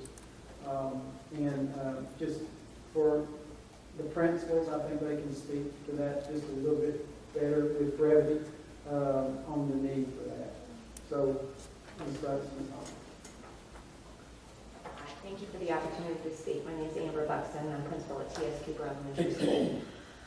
Our admissions are looking to increase by at least 14 students next year.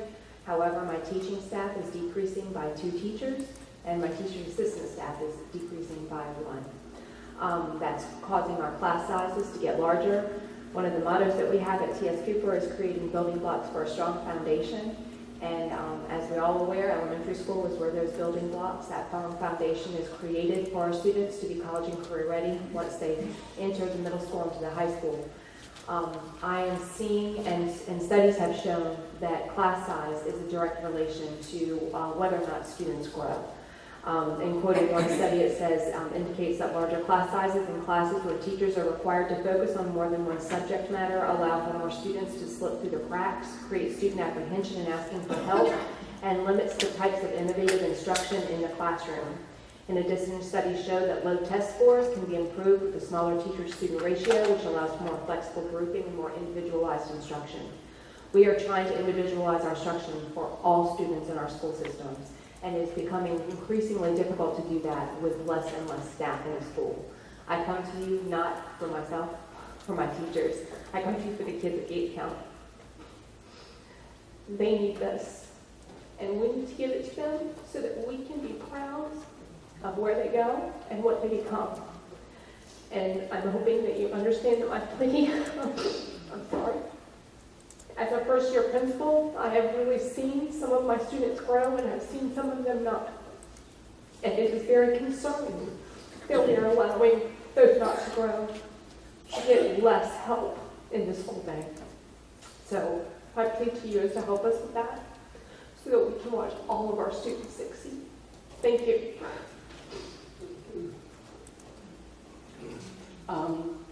I just want to reiterate what Ms. Buxton said. I'm Gail Hawkins. I'm principal at Buxton Elementary School. We are consistently staying the same with our numbers, and this year I'm also cut one teacher and one teacher assistant. I would like to kind of sum up the fact that, yes, we have students who are still coming with us with great needs, and actually even more needs than in the 29 years I've been in education. We need to continue to have that support that we have at the elementary schools, and also to touch on to the teacher assistant, besides the academic support, this is the supervision loss that I'm getting for the same number of students. I have less staff to supervise and to work on that safety piece. And there are some less structured times, such as lunch and things, that you may see more opportunities for something to happen. So same number of students, less supervision is also a concern. Thank you. And that's it. Got 121 kids that's going to walk across stage Friday night. Come on out. I know you'll be there. I'm proud. I know you're proud. Thanks so much. Thanks, sir. Thank you. Robert Parker.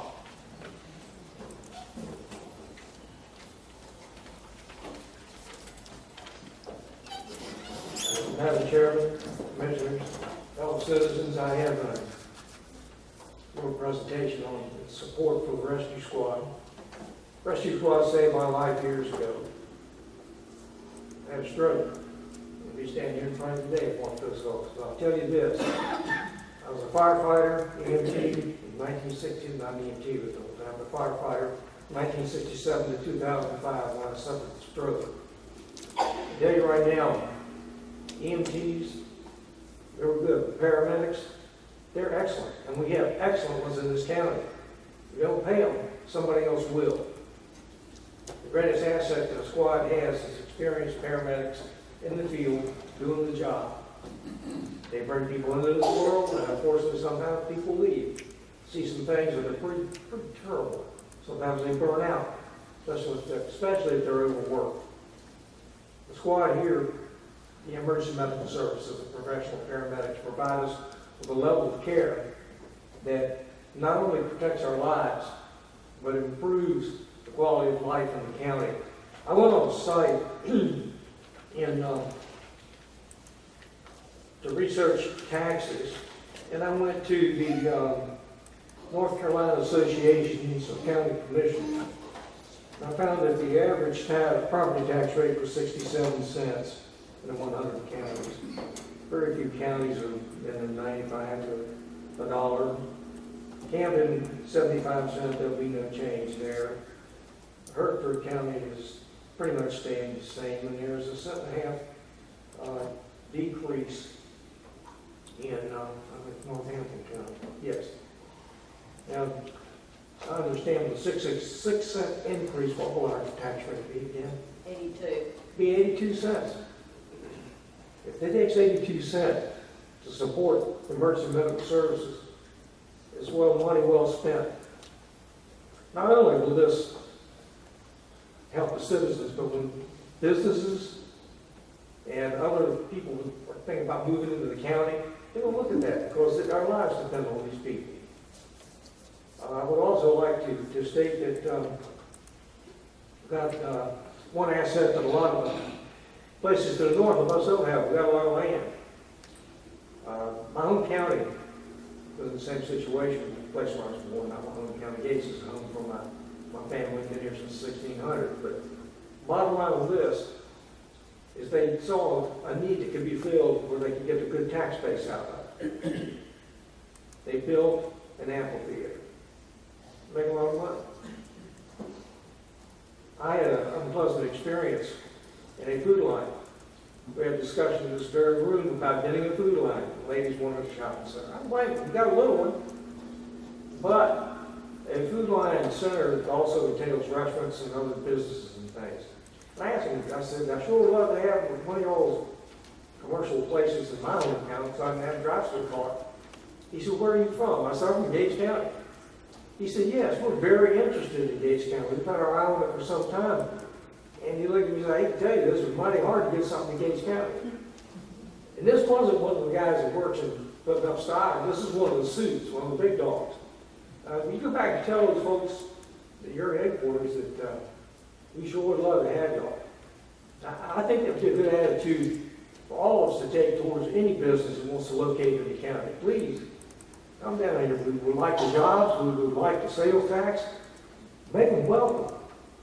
Whatever it takes, go to them and say, what can we do to get you here? 82 cents? Not bad when you compare it to north of the border. But I tell you about these paramedics. They're in demand. They can job anywhere they want, especially if they got some experience. We don't pay them. Somebody else will, but we'll lose our people. Please don't let that happen. I don't think it will. I appreciate your time. I appreciate your service to the county. We need to look for sources of revenue. And like I said, in my home county, found the way. There are two big cities on each end of them. They didn't get the amphitheater. The little guy did. Maybe we need to do like David, slay Goliath. Give us some business in here. Our people need the jobs. Our county needs the revenue. We've got to become more business friendly. What's good for the county, what's good for the business, is good for the county. I thank you for your time. Y'all have a nice day. Thank you. Carol Ward.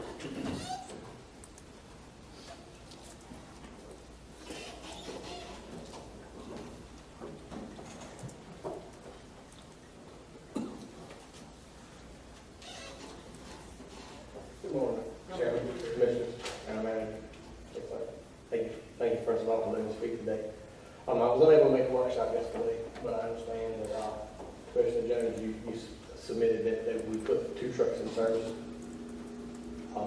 for the purpose of running calls, especially having a paramedic without a QRV, quick response vehicle. First of all, I am in favor of the 2 trucks, provided we're making an informed decision. And I know you said previously at one of your council commission meetings that you were a numbers-driven person. Is that correct? So, 2,000 calls. That's what we're running here. I understand Mr. Buck said that we have some calls that go unanswered, and I understand that.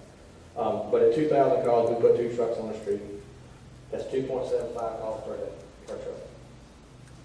So right now the average is 5.5 calls per day for 1 truck, which puts the unit hour utilization, which is the national model for when you use actual minutes that the truck is on the call, and that incorporates into travel time. That's the most accurate numbers that you can get. And it's currently 0.24, which is an acceptable national average. What I would hope you made the decision based on yesterday is on information that you should have been given. Total number of missed calls. Of those missed calls, how many we would be able to transport with a second truck? How much of that money would be recouped and could offset the cost of the second truck?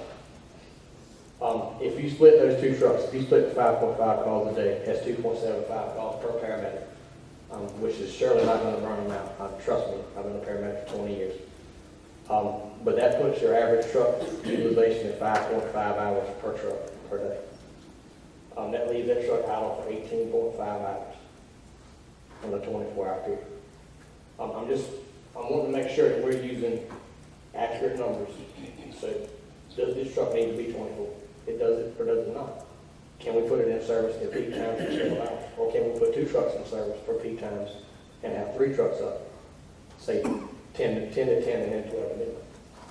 There's ways around this, and I understand calls go unanswered, and Mr. Butts will say, we have 4 calls come out. Well, the definition is what kind of call. Traditionally, nationwide, 80% of the calls that come out are BLS, basic support. You take vitals, you take them to the hospital. Of the remaining 20%, so 80% of the calls would be 1,600 calls would be BLS roughly. That would leave you 400 calls left that are ALS. Of those 400 calls, being generous at 50% would leave you 200 ALS calls where a paramedic can want the critical intervention. 200, that's one every other day. 200, you'll never have 200 those type calls. The average just don't support it. So if you go every other day before you really need a critical paramedic intervention, is the juice worth the squeeze is my question. Can we put a 12-hour truck? Absolutely staffed with a paramedic. That's the national model, EMT, enhanced, and intermediate, whatever the case may be. If we do fully fund this, currently the contract doesn't have any specifications in it as far as response times. I know that they presented one agenda where we paid for every call, and they had to have an on-call crew on. I want to say it was $50 a call, $200 a call, something of that nature. So I'm sure that you don't loan money to a business without a business plan. And you don't loan money for houses without having an appraisal done.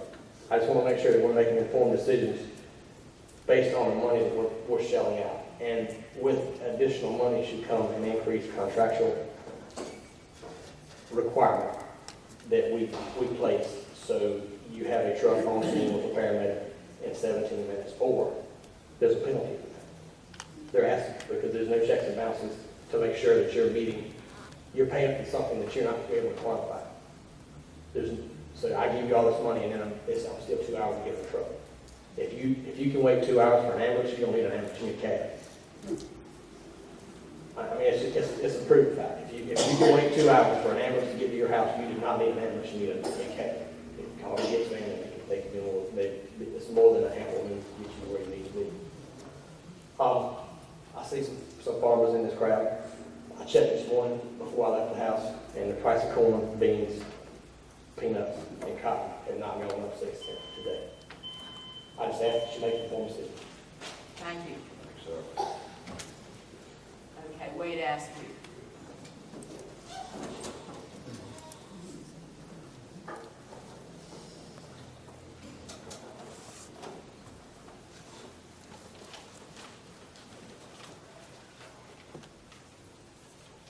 Lady Manager, County Commissioners. I come here today, had several things I want to say, but I really don't know where to start. First of all, I will say that I know years ago I came to a Tier 1 county. I don't know if it's gone to a Tier 2. I think it did maybe go to a Tier 2 one time and went back to a Tier 1. But being a Tier 1 county, that means the majority of people in Gates County are poor people. We don't live in Charlotte. We don't live in Raleigh. We don't live in Durham. This is Gates County. In the past few years, since I've been on the board, listening today, I've seen a 20-cent tax increase. Maybe over that. To me, that's sad. And the gentleman was just talking about my businesses won't come to the county.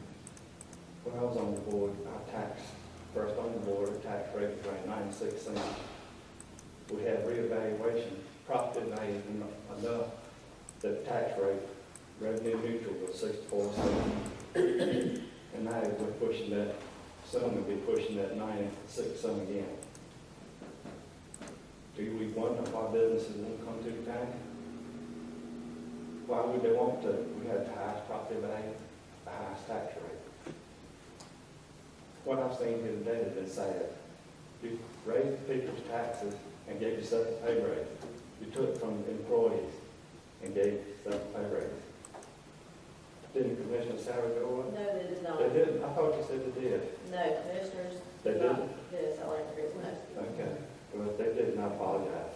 I was sure thinking I heard that went up somewhere when you were reading. Maybe sometime I had a little nap or something. But, we did our rescue squad. Don't get me wrong on that. But we don't need to take away from the employees. We don't need a 7-cent tax increase. The other counties that are making it work without taxing the citizens to death. We already taxed to death. I first told myself today, why should I even come here? Because I feel like I'm just wasting time.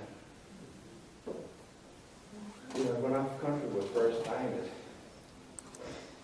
I have a book that was written in 1791, and it cleared all the duties of the president, vice president, on down to the board of commissioners.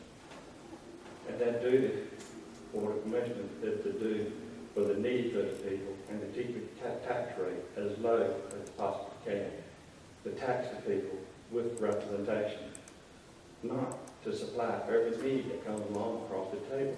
It doesn't say in that book that our board of commissioners has got to be Santa Claus.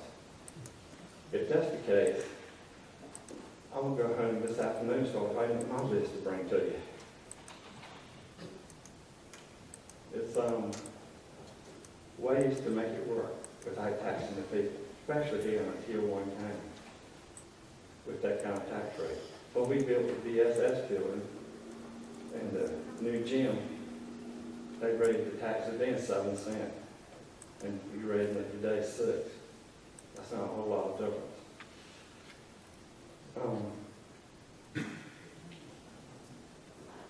To me, it's sad. It's sad for the farmers.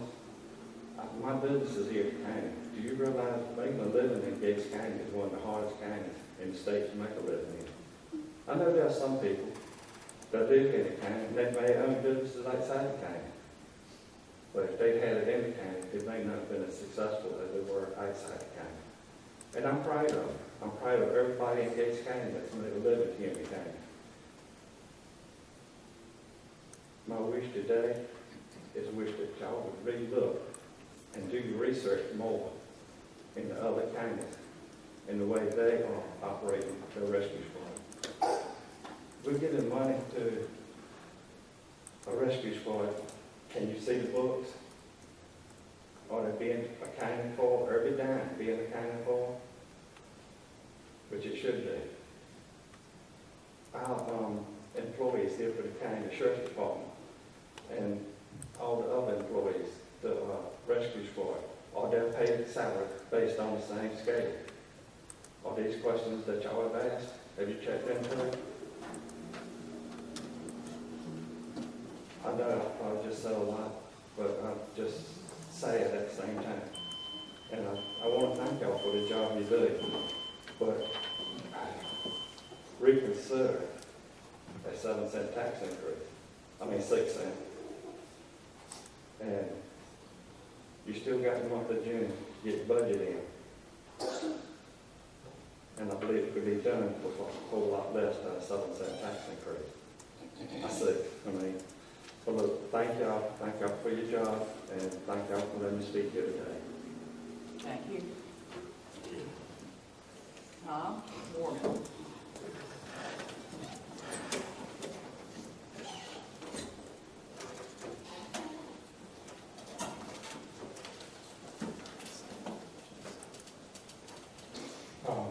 My name is Tom Morgan. I live at 95 Parker Sport Road in Fort Peak, and I'm the chairman of the board of directors for the East County Rescue and EMS. Gates County Rescue and EMS contracted with the county to provide one ambulance for several years.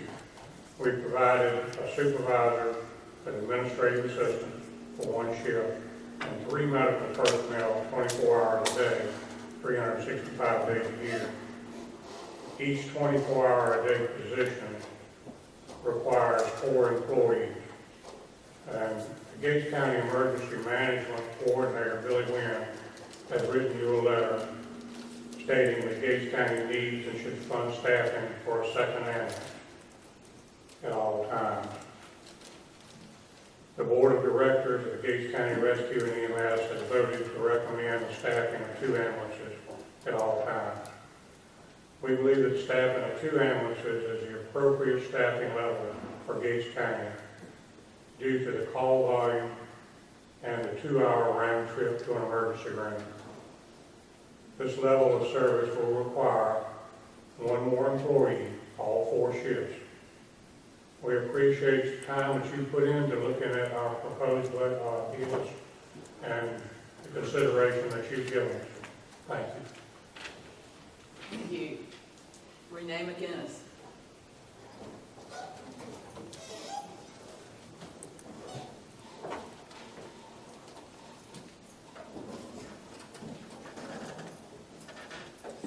Good morning. County Manager and Commissioners, thank you for allowing me to speak this morning, and I want to thank our County Manager for reading to you my comments. I think it was at your May 20th meeting. And I'm not here to complain about an increase or anything. I'm just here to reiterate what she read to you at that meeting, and that is the accountability of the funds that you are allocating for the rescue squad.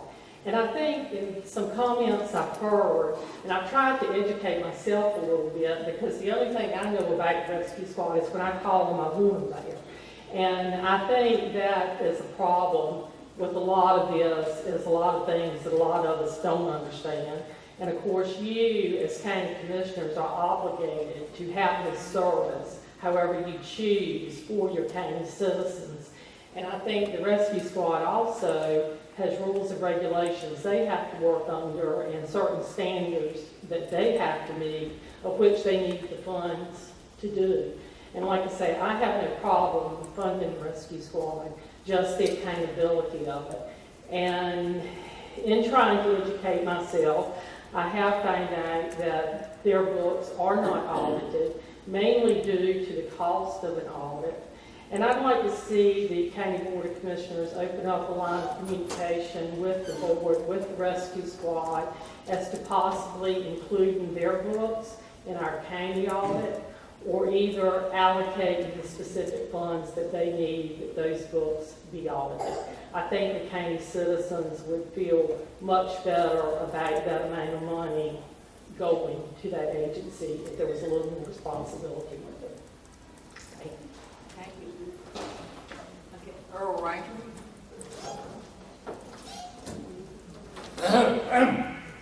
I've been talking about it later. As I walked to the podium, the chairman today mentioned that D-Day tomorrow. I want y'all to know, as I walk to the podium in a fast way, that tonight, 75 years ago, 24,000 paratroopers dropped in the enemy territory. 24,000 men dropped into France tonight. That's my comment. Ready to go home. Well, 90% of those who were on the first landing did not survive. There was 40, well, we won't get into that. You turn my clock. And we might get into this at the end.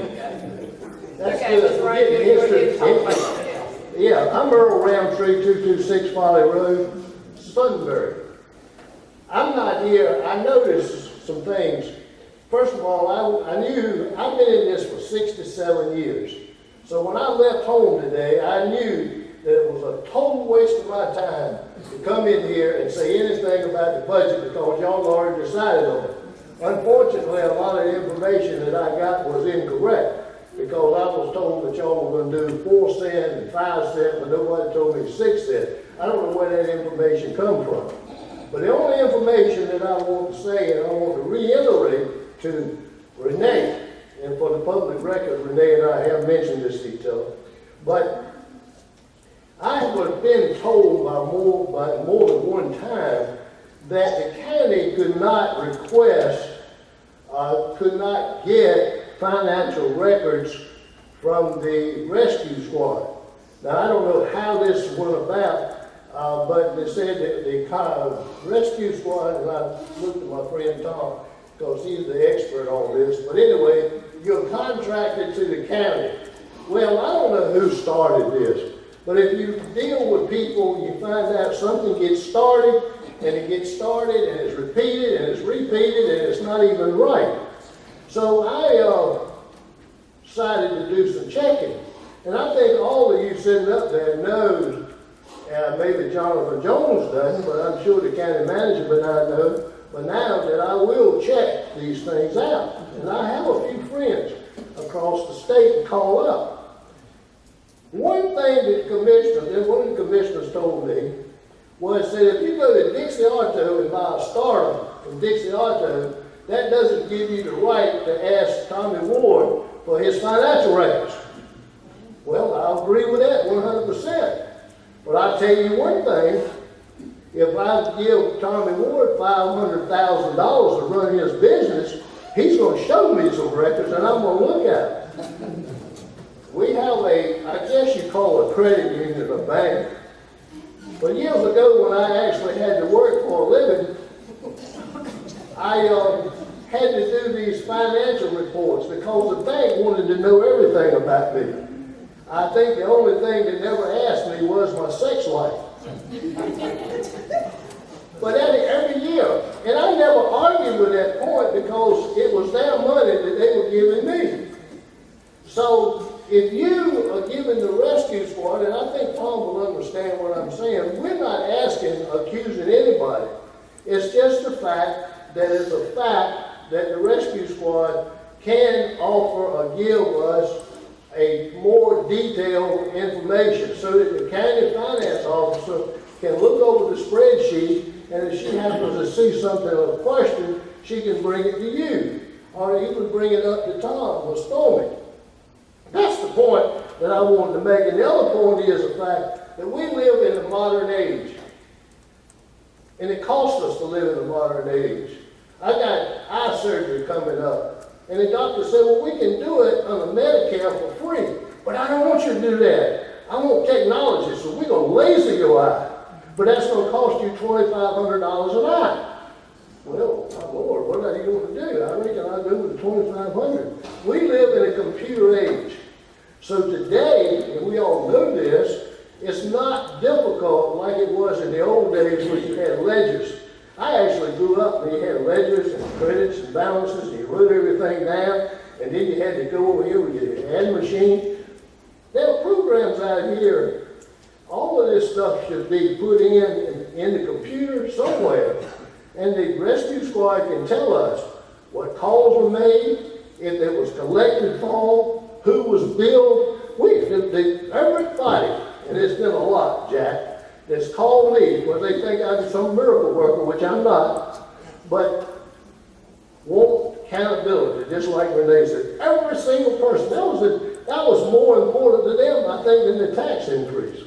I'll close by saying this: we have a big problem everywhere within this county of getting qualified people to run for county commissioners. And so, y'all kind of look here and kind of unique. But the last thing before the whistle goes off, this was already said before, and I'm going to reiterate it because I got it in my notes. Jack brought up economic growth. This has been talked about forever and ever. Great thing. There's my whistle. But just let me say this, to reiterate what has been said. When a company wants to come to a county, they want the rescue squad, they want the school, they want the fire departments. But they're going to look at the tax rate. And when they look at Camden's, Pasquotank, Chowan, or Quinlan's, they're going to look at which one may be the lowest, and the higher we go, the worse our economic development program may be. Thank you. Thank you. That's everybody who signed up. Is there anyone in the room who would like to speak who did not sign up? You've had your 5 minutes, Mr. Parker. What? I'd like some more. I'd like some more. 3. What is the pleasure of the board? I think we should allow it, Madam Chair. Okay. I didn't want to show preference, even though you're across the road daily. Okay, 3 minutes. All right, I'll take 3. I won't take that long. I'd bring your attention to the fact that I listen to Sandra a lot. A whole lot of calls for rescue squad go to 2 places. Our nursing homes.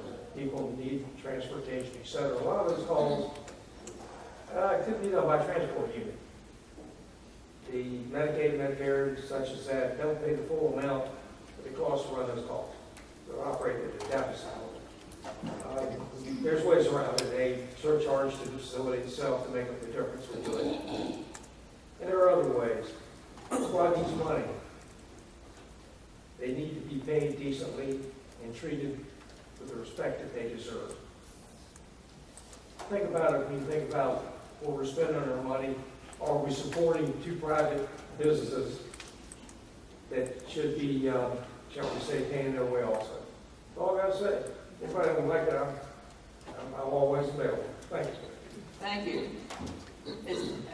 Reiterate, is there anyone who would like to speak that did not sign up?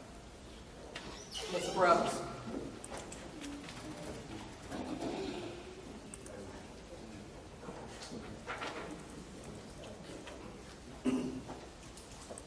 Commissioners, Chairman, and Manager, I'm Chuck Brothers, 485 Drum Hill Road.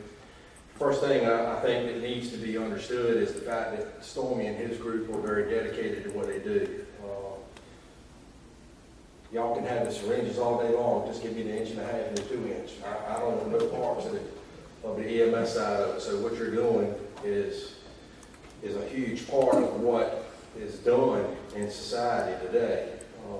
If you look at your major fire and rescue departments today, and we'll use Suffolk as an example. Carroll is in, they run probably 85% of the calls are EMS related. We have the luxury of being able to separate that here in the county. But I'm still involved with the city of Suffolk on a volunteer basis. And we are in a supportive role. And it took 40 years, from 1974 to 2014, for the city of Suffolk to ask what we were doing with their money. And it didn't come from the department head, it didn't come from the county manager, it came from the finance director. So every quarter, and Stormy's, we're talking over $1 million, potentially what the rescue squad could be getting. I get $13,750, and I have to give a quarterly report, and I have to show my expenses, and have to provide my receipts. Then that goes to the finance director, and before I get a check, it's approved. Now, last year during the hurricane, because I knew what happens in the southern part of Suffolk, and the same thing that happened in Gates County, resources become a very delayed item, such as getting your electricity or your propane or your diesel fuel. Well, we have new diesel fuel in the southern part of Suffolk. So I called our supplier and had them fill up my barrel and carried my barrel to the fire department. $767 worth of diesel fuel. Chuck had to pay the city of Suffolk back. Finance director called it. I was forthright in my presentation of when I gave my receipts. I told him, I said, there's a $767 bill in here for diesel fuel from Crossroads. Here's why I did it. I've been caught in this dilemma before. Finance director said it didn't matter. I had to pay it back. I mean, we didn't lose the fuel. We used it somewhere. But what I'm saying is, I think everybody that I've heard in this room today, including myself, if I got to be accountable for $13,750 every quarter, I'm thinking that shoe should fit their foot too. Like Earl said, I don't think I have the right to ask Tommy Ward what his balance sheet is every quarter. But if I was a person who was an investor in his, I would want to know where that money's going and how it's coming back.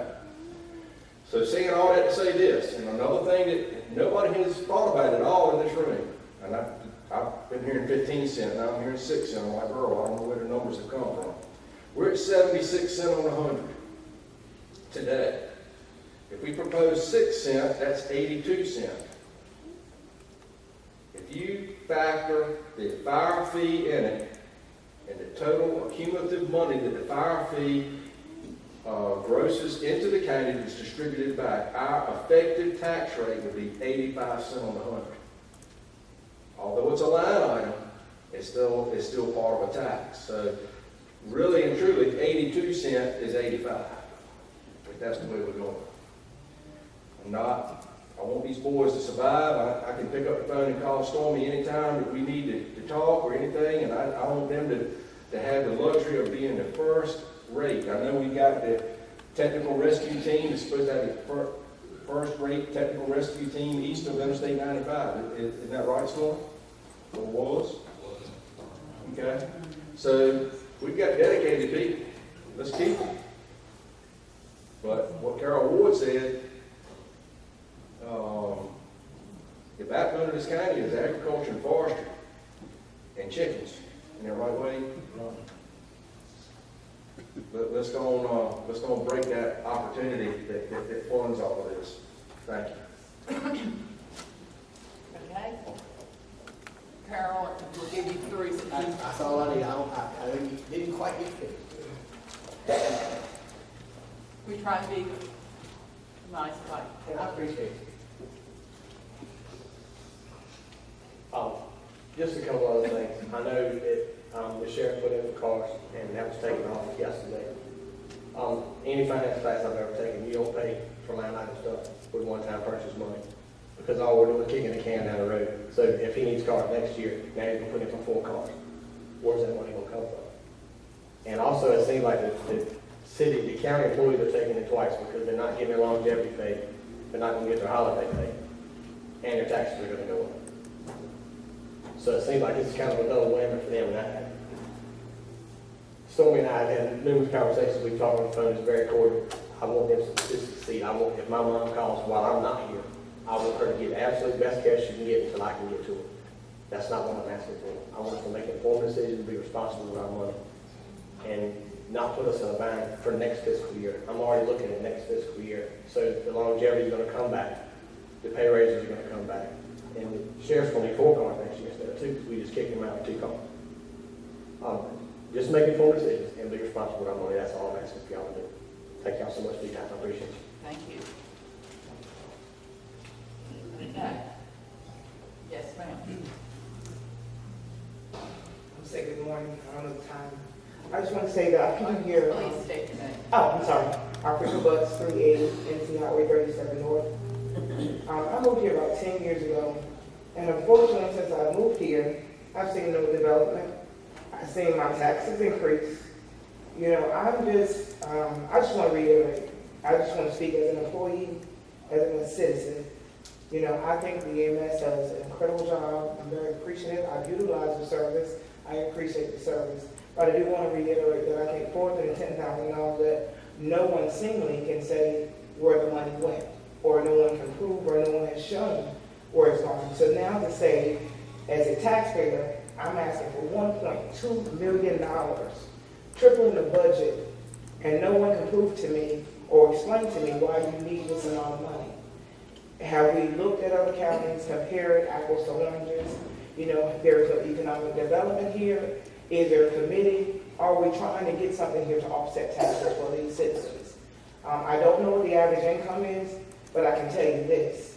Kathy Lane spoke earlier in regards to the property foreclosure. For people who have mortgages, you're talking about going up on taxes, which equals my mortgage goes up. To me, there is no incentive to be employed here. There's no incentive to live here. Because you're talking about when mortgages go up and your pay is staying the same year after year, what does that leave a person to do? end up in Captain Lang's report of a person who has not paid their taxes in 2 to 3 years. Unfortunately, I think that's unfair. I think we need to relook at the situation. I think we need to find out where the money is being spent. I'm not saying there won't be an increase, but 1.29, no ma'am, I'm not for it. And I think there, as an employee, as a citizen, there is no incentive to be here. There is no incentive to continue to live here. Thank you. Thank you. Yes, sir. Tom? We'll give you 3 minutes to do this.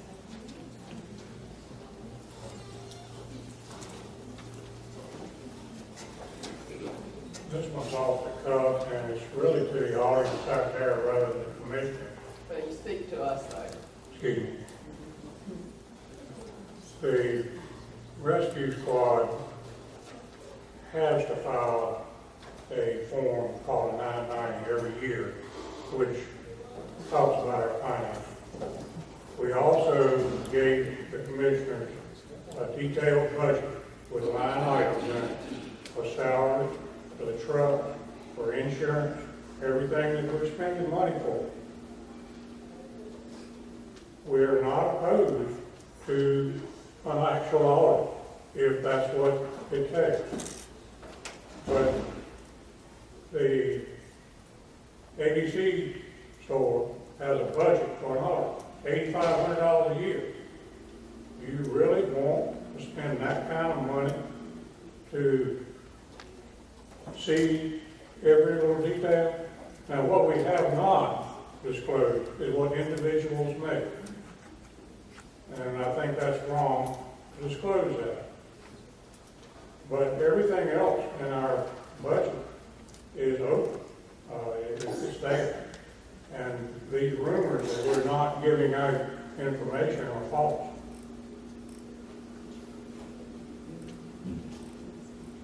Okay.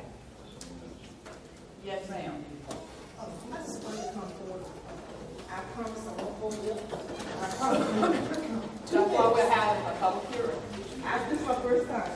Hi, State your name, please. I am. Okay. My name is Sarah Montague. I live at 1102 Highway 37 North in Gates. And I stand before you today, it's not that I don't care about what everybody's talking about, but when I go to the trash dump and it's filled and overflowing and locked and it's not Tuesday, that's a problem.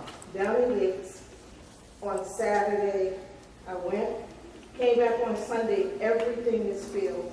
And I know the people that work there say that they can't check people's license plates, but I can sit on my porch and in my yard, and I see pickup trucks passing by with 4 and 5 big trash cans in the back of them going to the trash dump.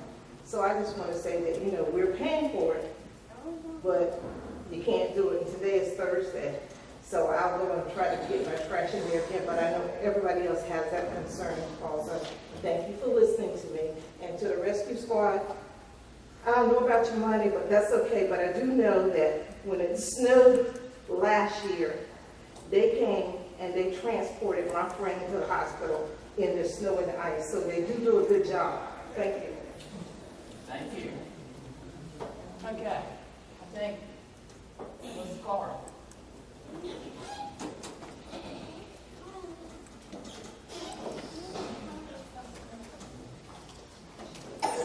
My name is Milton Carter. I live at 3 NC 32 South. I've heard everybody here today, and I concur with a few of them, disagree with others. But I don't believe that we need a tax increase for this. I think that a couple of people had a good idea. We brought some new business into this area to generate some taxes, or possibly cut some spending, some wasteful spending. Check yourself, make sure that you're spending the money the right way. Because another $200,000 went to the courthouse. I understand you had to finish the job. But there's other things also that possibly we could take away from, a little bit here or there to fund this program.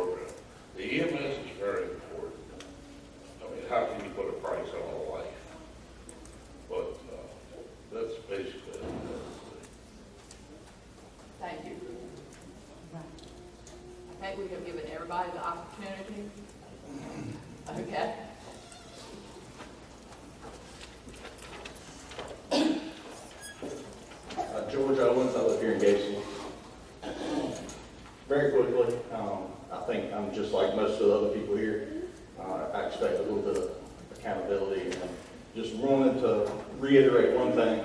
If somebody is accepting public money, I think that anything that goes with public money should be open for anybody to see.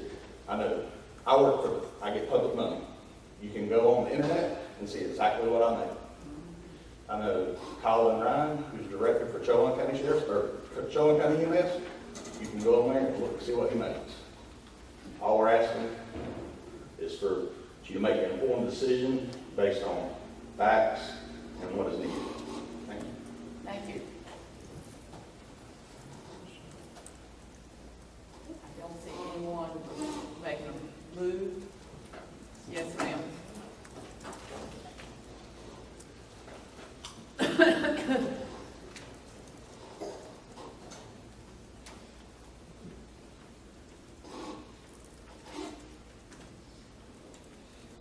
My name is Marianne Pittman. I live at 179 US Highway, 158 Business East in Gatesville. Couple of things. In reference to the trash dump, I know that our tipping fees to some extent depend on where the garbage goes. I can tell you that recently I did have an experience where I was told to put my recyclables into the regular garbage. I declined to do so. It cost the county money, and I didn't go to the trouble of doing my recycling to put it in the regular garbage. So I went to another dump. That's a tax on me right there. Because when I have to do that, it costs me gas money. I do it because it needs to be done. As far as the EMS expenditures are concerned, I would hope that the county makes every effort to get every nickel and grant money that it can before increasing taxes. I don't favor any kind of flat tax because my feeling is that for people who are really struggling on the edge, who don't have a living on fixed income, I would like to see them go hungry or lose their home. If that means I have to pay a little more, I'll live with it. I won't like it, but I'll live with it. Certainly, like others, I have a little bit of an issue. I was never opposed to the restoration of the courthouse, but I am somewhat concerned at the nature and extent of the overruns and cost. I'm not sure that all of that was done as transparently as possible, and I think going forward, the county needs to make a real effort in this area to make sure that people know what's going on before these expenditures are made. Some of them were pretty steep last-minute numbers. But our EMS matters. We have to fund things. We have to fund our schools. Very opposed to any notion of taking teachers away from the schools and not providing employees with the equipment they need to do their job. Now, I'm willing to pay the bills, but I expect the money to be used efficiently. And I expect us to go look for help when we need it. There's money out there, there's federal money out there. I'm hoping that you guys have spoken to our federal representation and to see what help we can get. I know that money has been available in the past for things. So I hope we will continue to do that going forward. Thank you. Thank you. Okay, at this time, I accept the motion to come out of public hearing. So moved. Second. The motion's been made and seconded. Any discussion? Hearing none, all those in favor say aye. Aye. Okay.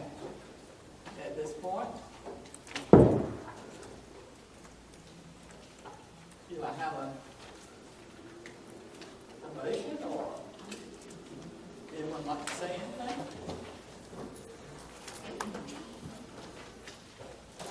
Madam Chairman, in light of the discussions and the information that's been brought forward, I'd like to make a motion we table the decision on the budget till we do further studies.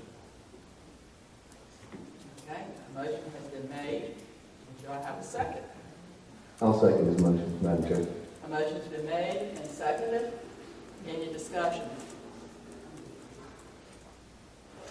Well, if we are going to meet, we certainly need to set a date and time.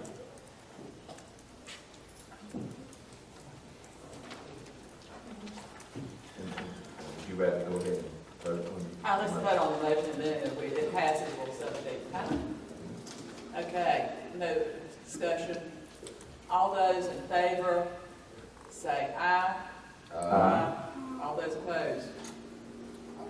Okay, looking at, like, we have to have a budget by July 1st.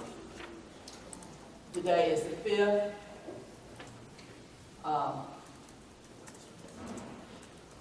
The next Wednesday, that gives us a week. So you're talking about for what? For a budget meeting? Oh, okay. Okay. If you're tabling it, then evidently people want to make major changes, and I will need time to crunch numbers instead of having 6 hours to do it from yesterday till midnight last night. Okay, we need a work session. Okay. Can we take a quick break so we can check our mobile devices? Okay. Those have calendars on there. Okay, we'll take a 5-minute break. Everybody check the calendars and see when. Okay, come back to the order, please. Come back to the order.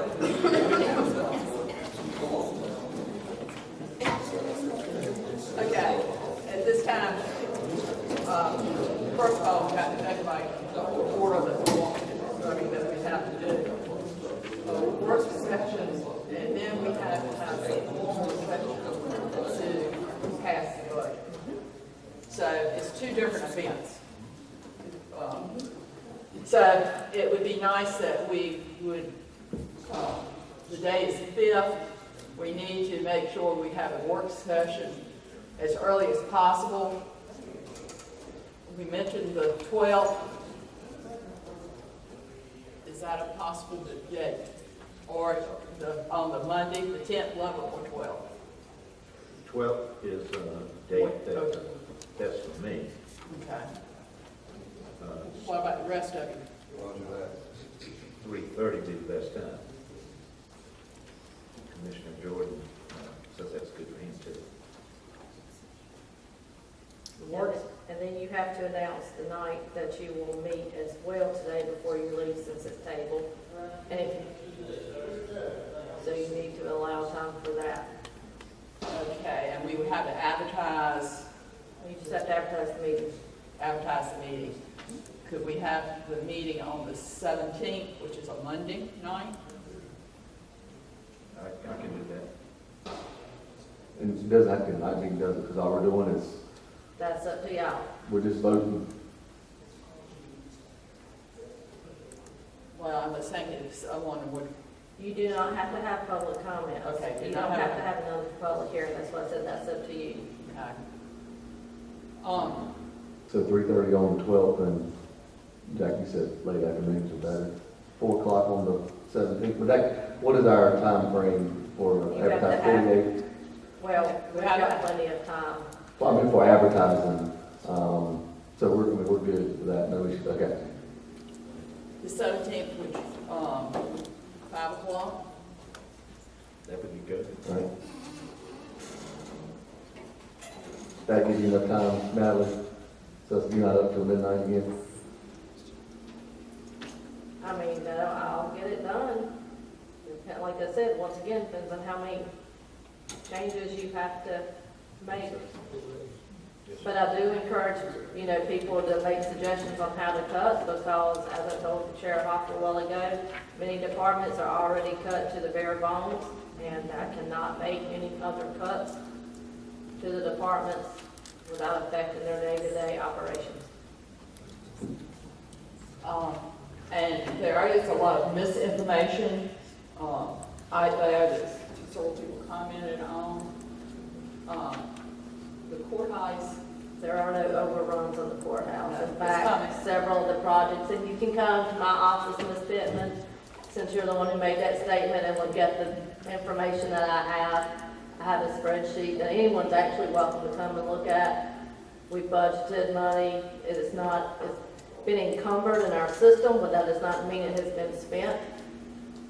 So you can come and look and see that it is not costing as much as what people are running around saying. In fact, we have several projects that have contracts on them that are under budget. One of them are $109,000 under budget. Okay, so it's important to get the right information. And that's, I think, from what the citizen said, we need to make sure we have the right information as we go forward concerning the rescue and items in the budget.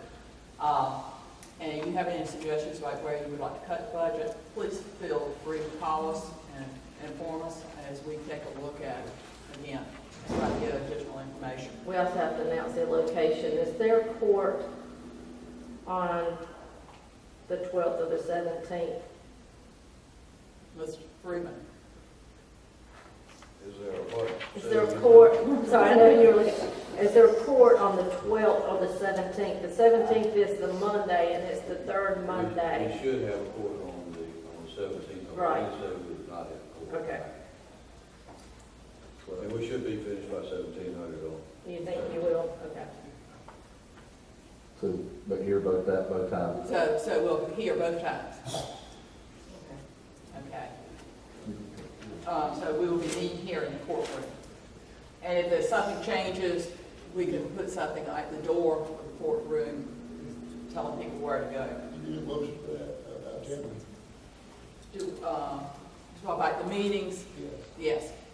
Chairman, I'll make a motion that we change, we meet on June 12th at 3:30 for a workshop, and June 17th at 5 o'clock for commission meeting to resolve budget issue. Okay, a motion's been made. Do I have a second? Second. Second. Any further discussion? Hearing none. All those in favor say aye. Aye. All opposed? Okay, so we continue our budget sessions. The 12th is a work session, and the 17th is where we will vote. Okay, thank you so much for that. We'll move on, and Mike Barnett, we have no old business. Now we've gone to new business. Mike Barnett is here with us, and he is with the CDBG NR document. Did I get it correct? Yes, you did. One of the few times. Thank you. You have a CDBG NR program that we're in the process of starting. And this program, of course, is funded by HUD.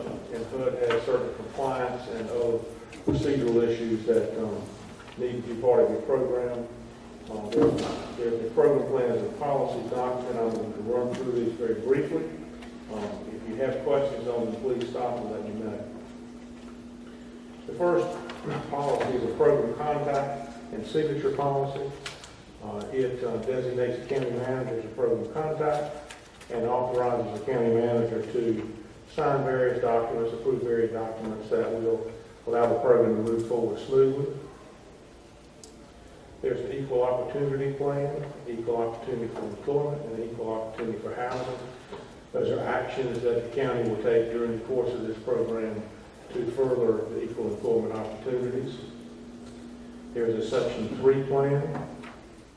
Section 3 says you will make your best faith effort to allow, if there are any employment opportunities, that you allow those, direct those employment opportunities into local, low, moderate income people, or to local, low, moderate income businesses that employ low, moderate income people. There's a procurement plan and code of conduct. The procurement plan is designed after the uniform procurement guidance come out in the last year or so, and also based on the general statutes. HUD has ruled that 2 CFR 200 does not apply to the small cities program. So what this procurement policy is, give you a local policy that is consistent with that guideline. And also the code of conduct basically says that the board, myself, the manager, will not accept bribes, gratuities, etc.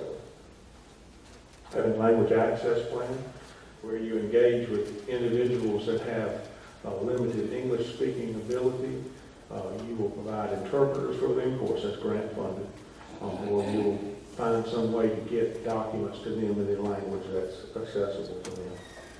Citizen participation plan outlines where you will have public hearings during the process. Of course, we had some during the application process. We amend the program, we'll have an application, a public hearing then. As you'll also have a performance public hearing at the end of the public hearing. And it also outlines that if there are citizens' complaints, how we will manage those complaints during the program. Fair housing program, HUD requires that you affirmatively refer to fair housing during the execution of your program. We've designated quarterly activities that we as program managers will take place to affirmatively further fair housing, education primarily being the integral part of that. Also designates a complaint procedure. If complaints are funneled through the county manager's office, they will be directed to the North Carolina Human Relations Commission. That's the state agency for taking care of fair housing complaints.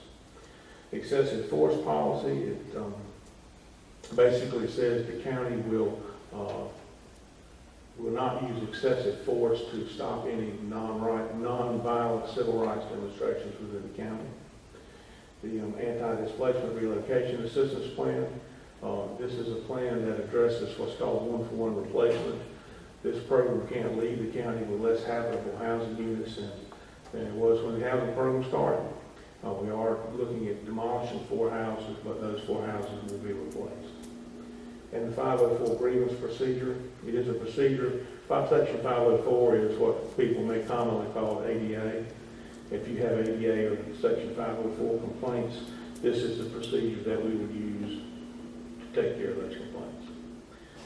Went through it rather quickly. Most of it's rather mundane compliance stuff. I'll be glad to answer any questions you may have. It's really going through the paperwork to get. Yes, ma'am. You're required to have these policies either in this form or in another form. But HUD requires you as a condition of the money to have these things. And we've gone through this routine before. Just one question that I have, on the advertising cost for the hearing, that's part of the grant? Yes, sir. Yes. Very good. The county's not supposed to have any cost for this grant. That sounds That's very even better. And at the end of the day, 4 homes will be built. That at least, yes, ma'am. Yes, at least 4 homes. So that's one of the big problems in the county, the inadequate housing. Okay, you've heard that. We need to make a motion tonight to accept putting those policies in place, and so that we can move forward with the CDBG. Yeah, I knew I was going to blow it. CDBG grant. Madam Chairman, I'd make a motion that we accept proposals on the CDBG grant. Okay. I'll second that, Madam Chair. Okay, the motion's been made and seconded to approve the documents required for the CDBG grant. Any anyone has any discussion? Not hearing any. All those in favor say aye. Aye. All those opposed? Okay, Thank you. thank you. I'm sorry, man. I hope you have a safe trip. It's I hope you can rest while you I've were already had about an hour and a half of rest. Thank you. You were napping during our meeting, is that what you're saying? No, sir. He wasn't. I could see him. He was out there on the bench, the lobby. He sat on the front row for a long time. Okay, next item of business, appointment to DSS board. Commissioner Jordan's term is up at the end of June, so a commissioner must be appointed to the DSS board, and it's my understanding, Commissioner Jordan, that you've declined this service. Is that correct? That's correct, due to health issues. Well, I'm sorry to hear that you are resigning, because you have been a wonderful applicant for the DSS board, asset to them over the years. World of knowledge. Yes, and that's going to be hard to replace. Okay. Does it have to be a commissioner? Yes, we have it's 2 commissioners and 3 citizens. And right now, Wayne, the brother, is serving in the citizen commission. Okay. And so it's just Jonathan and myself. That's the way it was set up. Well, technically, when you appointed Billy Felton in the commissioner, and then Commissioner Jones is actually serving as a state appointee. But we could switch him to the commissioner that one. Well, then that would be something I believe that then you would have to, I'm looking at Director Holly, because that's the DSS, and the state would have to re-advertise. But I can contact with somebody with the division to find out. Does it have to be a commissioner? According to this book, it doesn't have to be a commissioner. It can be one, but like Commissioner Jordan said, typically been 2 commissioners on the board for the years that I've been on. I think, Henry, you've got a lot more experience with that board. It's always been 2 sitting commissioners, wasn't it? Yes, well, that's where we set it up. It used to be a 3-member board. And we made it a 5-member board because the commissioners wanted to be in on the decision of the assessment committee. And so we put 2 commissioners and the state and 3. So we would need to see how the state felt as far as making Commissioner Jonathan Jones board that's in, I believe it's Holly as a couple. Yes. Yes, if I recall, when, It's hard for some of us to hear. I have a voice that carries. But we want to make sure everybody hears what you say, your words of wisdom. We really want to get it on the canvas. I will say good afternoon to all. If I recall, when Commissioner Billy Felton's term was up as commissioner, he was appointed to the Gates County DSS board, am I right? He was reappointed last summer before, Yes. while he was still a commissioner, city commissioner, yes. And then I understood that the individual did not have to be a commissioner, correct? That's correct. He did not have to resign that position for the Yes. institute, for the state. Yes. Okay, so the replacement, am I hearing that the replacement for the vacancy created by Commissioner Jordan could be someone other than a commissioner? Yes, correct. Well, the only problem you're gonna have is you're gonna have to go through the state. It's going to take a little bit longer. My recommendation, Madam Chair, is another current commissioner fill this seat for the additional 2 years while Mr. Felton is on the board, and then when his term comes up, then I could become the commissioner appointee, so we'll still have 2 commissioners on the board. Then at that point, the state will be tasked with finding someone else. Okay, what Commissioner Freeman and Commissioner Owens, y'all have just started a new term as commissioners. So you would be one of you 2 would be the ideal candidate. And they meet at 9 o'clock, is it the 4th Monday? 4th Monday, 1 meeting a month. 4th Monday, 9 a.m. at DSS. That's the morning meeting, not 9 p.m. Yeah, thank you. Commissioner Freeman, I'll take one for the team. That'd be all right with you? You want to thank me for it? Tickle to death, and I don't look at going with just one side. Okay, so at this time, do we have to take action to appoint? Okay, at this time, I make a motion to appoint Jack Owens as commissioner to serve on DSS. I'll second that, Madam Chair. Motion's been made and seconded. Any further discussion? Everybody's so anxious. Okay, all those in favor say aye. Aye. All opposed? Okay, thank you, Commissioner Owens, for doing that. Budget amendments, I believe Ms. Heitland. And please remember you have some that I believe are in front of you that were from this morning. I think we have one from You have 64 to 72. Yes. I've got 2 65s. It could be that one of them was an incorrect one, so that the new one, if there's a new 65 on your desk, is that what you're saying? I've got two for building and grounds, and they're both 65. Okay, one of them is incorrect, we realized there was a typo. So she can tell you which numbers are the correct numbers. Okay, we'll start with 64? 64. This is to recognize some additional money the Genesis program is receiving. Okay. And we received additional money, that's always good to hear. And going into office supplies. What is the pleasure of the board? I'll make a motion, Madam Chairman, to accept this budget amendment as presented. Second. Motion's been made, properly second. Discussion? Hearing none, all those in favor say aye. Aye. All those opposed? Okay, moving on to 65. This is to cover some expenses for building and grounds. I think it's to replace the HVAC. Okay, this is the one where we get into, It's the The six correct. one, It's six the five. one that is stapled correct. So the other 60, the old 65 is not happening? Correct. Okay. As I said, there was a mistake, we realized. Okay. Yeah, one's 29 and the other's 30. one move. So this is dates, the right Yes. one. $6,224. Correct. Okay, I'll make the motion that we approve budget revision number 65. And I'll second it, Madam Chairman.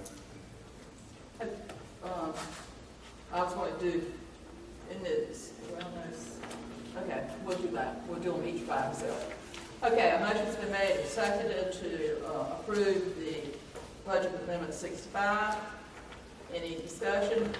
Hearing none, all those in favor say aye. Aye. All those opposed?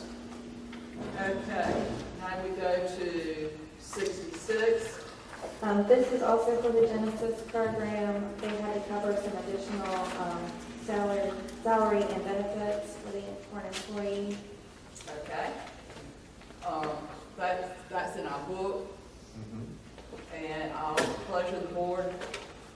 I'll make a motion to approve budget revision number 66, Madam Chair. Okay. Do I have a second? Yes, ma'am, I'll second that motion. A motion's been made and second. Discussion? Is it a permanent position? Is it a? Genesis is a grant-funded position from the state, the Department of what is now Public Safety, and it is a full-time, well, the state considers it full-time because it's 30 hours, and it's a permanent position, but July 1st, as I had noted earlier in the budget presentation in May, it is going to become county. It's still all grant-funded, but the county will handle it, therefore reducing the expenses because of the because of the retirement rates, and some other issues that the state charges that the county does not. You answered my next question. Thank you. Okay, is everybody prepared to vote? All those for the budget amendment 66, all those in favor say aye. Aye. All those opposed? Okay, budget amendment 67.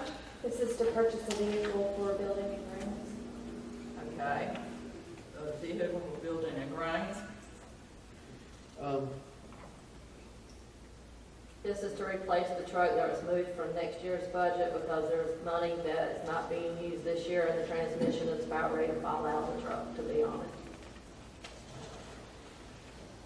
This is the vehicle we get at disposal? No. We haven't done that because it was a vehicle.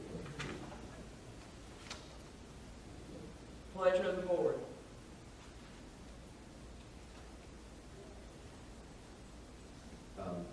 Madam Chairman, Natalie, Yes. we're going to go another round on the budget. Mhm. Okay. And this particular department, I know there's going to be something said about that. I'm going to have something to say about it. But this is your statement again about this vehicle. This is the vehicle that we took out of next year's budget. Okay. So that vehicle for building grounds next year has already been eliminated. We're going to replace it this year by moving money from various departments that's not. Already appropriated. Correct. Okay. So it's not using any fund balance or anything. Okay. Just want to be clear. Madam Chairman, I'll call the vote. Okay, we have to have a motion. I'll give you a vote. Okay. Motion for budget amendment 67. And I'll second the motion. Budget's been made and seconded. Any discussion? Yes, ma'am, Madam Chair. Okay. If I may, skipping forward to budget revision number 70, it concerns me that we're pitching pennies from every county department, as the county manager said a while ago. And we're looking at a $25,300 vehicle for building and grounds.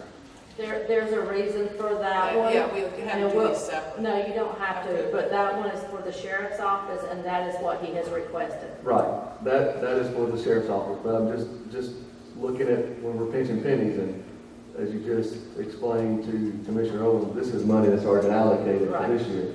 But money that we don't spend goes into our savings account for the Correct. future. Correct.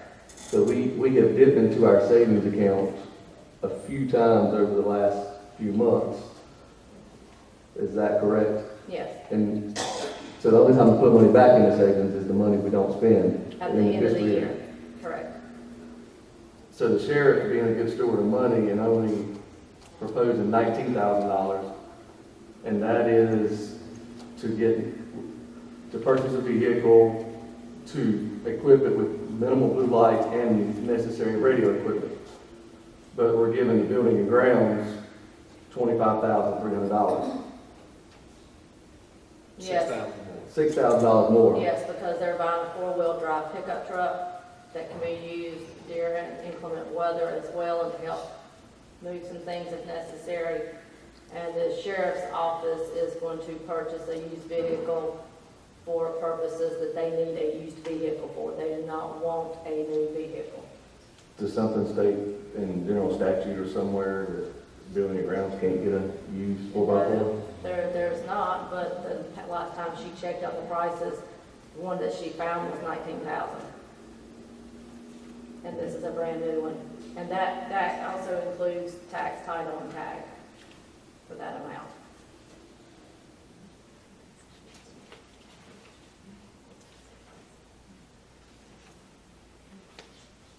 And she uses other hand-me-downs, for lack of a better term, for the custodians to drive from department to department. We have never purchased a new vehicle for them. They actually have just acquired a used van from Gitz, because that will be coming up later in surplus to surplus the old van. And any vehicle that the sheriff's office, if they are allowed to purchase any next fiscal year, then they will acquire one of those as well if necessary, And to be used for the custodians. And you're saying this is a 4x4 so they can move supplies in the Yes, case of a disaster? yes.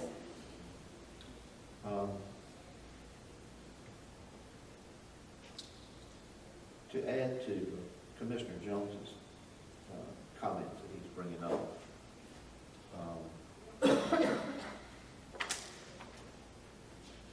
we are,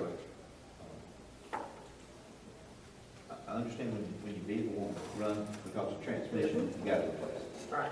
So I agree that we should have before us a budget amendment to take care of that situation. I made the motion. But on the 5th, we're going to talk about some real number crunching and thought-provoking things. I'm wondering, County Manager, if we should wait, if I should withdraw my motion and wait until after that meeting and have this item come before us afterwards. I think Madam Chairman, I think I'll withdraw my motion. She does have someone who has found a vehicle for her that's going to hold her vehicle through the middle of next week. Found her. A brand new vehicle that's Right. less than that quote. That's less than this. Mhm. Okay. All right.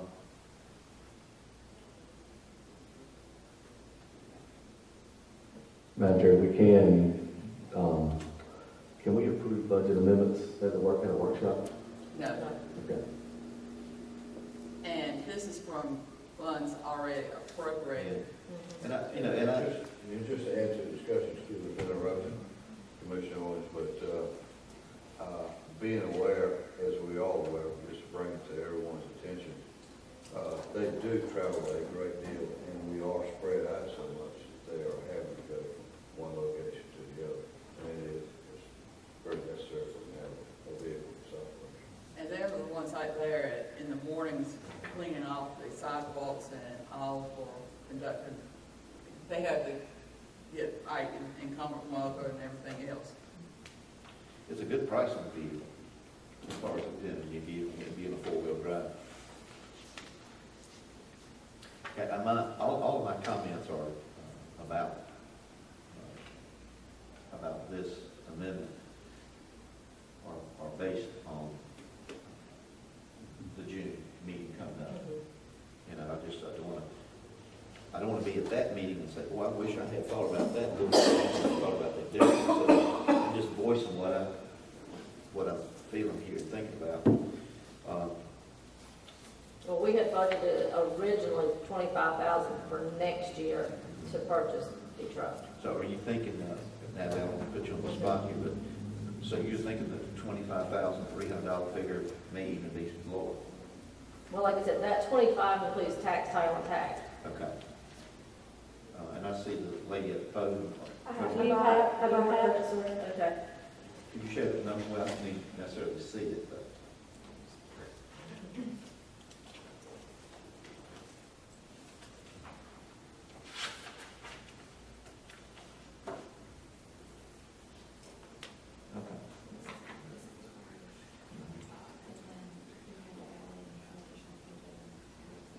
So a little bit less.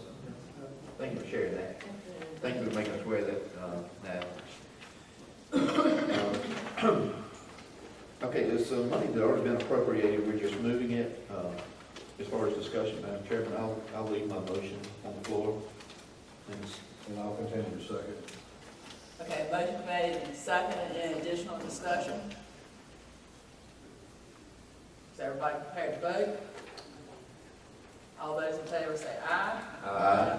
All opposed? Aye. Okay, it passes 4-1.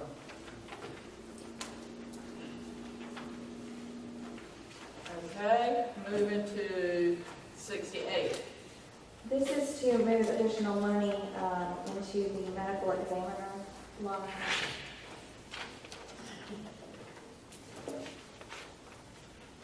All right, this is a floating target. We never know how much it's going to be. Madam Chairman, I make a motion to approve budget revision number 68. And I'll second that motion, Madam Chairman. Okay, a motion's been made and seconded. Any further discussion? Well, all discussion is just so that the general public, our citizens, certainly be aware that there's no way that, and we've had discussion both with the finance officer and with the county manager, there's no way for the sheriff's office to know how many autopsies are going to be performed. And they're almost $2,000 per autopsy. So you can imagine the overdoses as well as the suicide.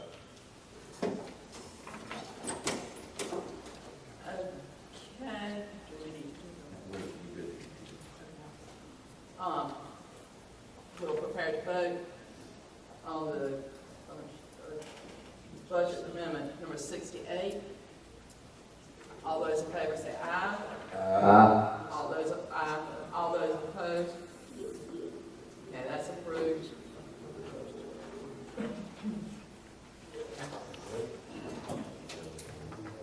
Okay, budget amendment 69. This is to cover some additional office supplies that she needed. This is for the Board of Elections and to purchase a voting booth.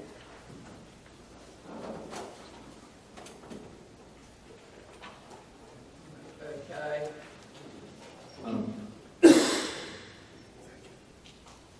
What pleasure of the board? I have a question. Okay. Can you tell us what the cost of a voting booth is? You got that from me? I did. That would be roughly $845. So that's the Department of Supply. Wow. Yes, yes. And if I may, even though it's not reflected in this amendment, she has had to spend some money due to unfunded mandates from, well, they're not really unfunded mandates yet, but she has had to spend money on workshops and on things that she did not anticipate spending money on this year. And the state is supposed to reimburse us at some point in time, probably next fiscal year. So that's why she's having to move some of this other money to cover for expenditure she had anticipated. Requirements. Right. Madam Chair, I'll make a motion to approve budget revision number 69. And I'll second that motion, Madam Chair. Motion's been made and seconded. Any discussion? All those in favor say aye. Aye. That is approved. I believe we have one more. Two Two more. Three more. 71, 72. Okay, we have an all pile. Okay, number 70. This is to purchase the vehicle for the sheriff's department that we just discussed a few minutes ago. Madam Chair, I'll make a motion to approve budget revision number 70. And I will second that motion, Madam Chair. A motion's been made and seconded to approve the budget amendment number 70. Any additional questions? Hearing none, all those in favor say aye. Aye. All those opposed. And that passes. 71. 71 is to cover shortfall in salary and retirement. This was an employee that has recently left, and we had to pay out comp time and vacation time.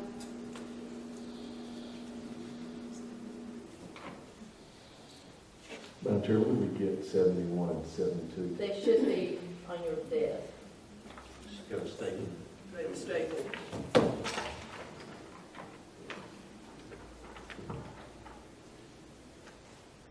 Madam Chairman, I make a motion to approve budget amendment 71. Okay, a motion's been made. I'll second that. Motion's been made and properly second. Any discussion? All those in favor say aye. Aye. All opposed? That's approved. 72. 72 is for the same scenario. This was payout to an employee. And this is in the water department. Yes. I make a motion that we approve that. I'll second the motion to approve budget Okay, a motion's revision been 72. made and seconded. Any additional questions, comments? How long is this person? This one has been gone since the beginning of the year. We just did not do that in the budget amendment. We've neglected to do that, and I saw that yesterday, right before our meeting, that we had not corrected that. And then one other question about 72, but it would pertain to 71 also. Is there anything different that's going to begin July 1 that would address comp time or anything? Nothing coming out of the And lab? in the new personnel policy, it reduced the number of hours that they, well, FLSA still have, that does not change. But the county has a lower threshold that they are recommending.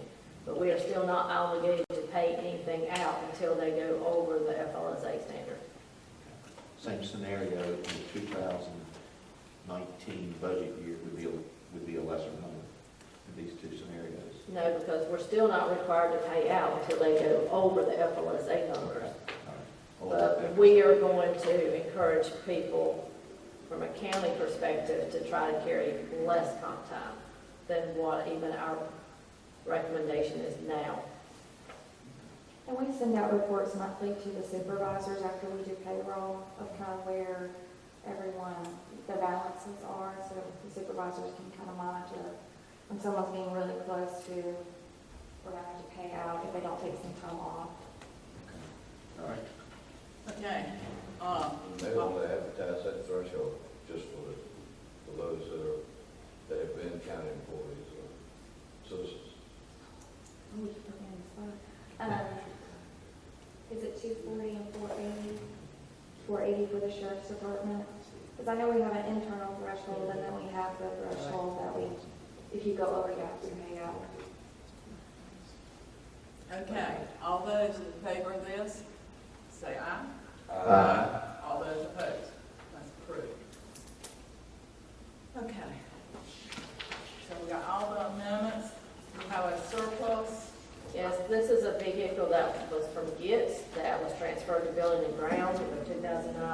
2009 Dodge Caravan. It has met its useful life and it has been recommended to be sold. Madam Chairman, I'll make a motion that we approve this request for surplus. I'll second that motion, Madam Chairman. Okay, motion been made and seconded. Any discussion? Hearing none, all those prepared to vote for putting the 2009 Dodge Grand Caravan on surplus, say aye. Aye. All opposed? Okay, that passes.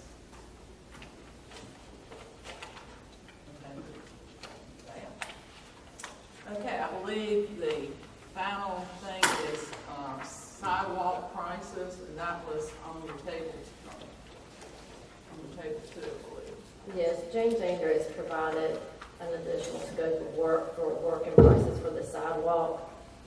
And he said for the Court Street sidewalk replacement, they're going to demolish it, replace it, it's about 1,900 square feet, reinforced with welded wire fabric, using the retaining walls, delts, handrails.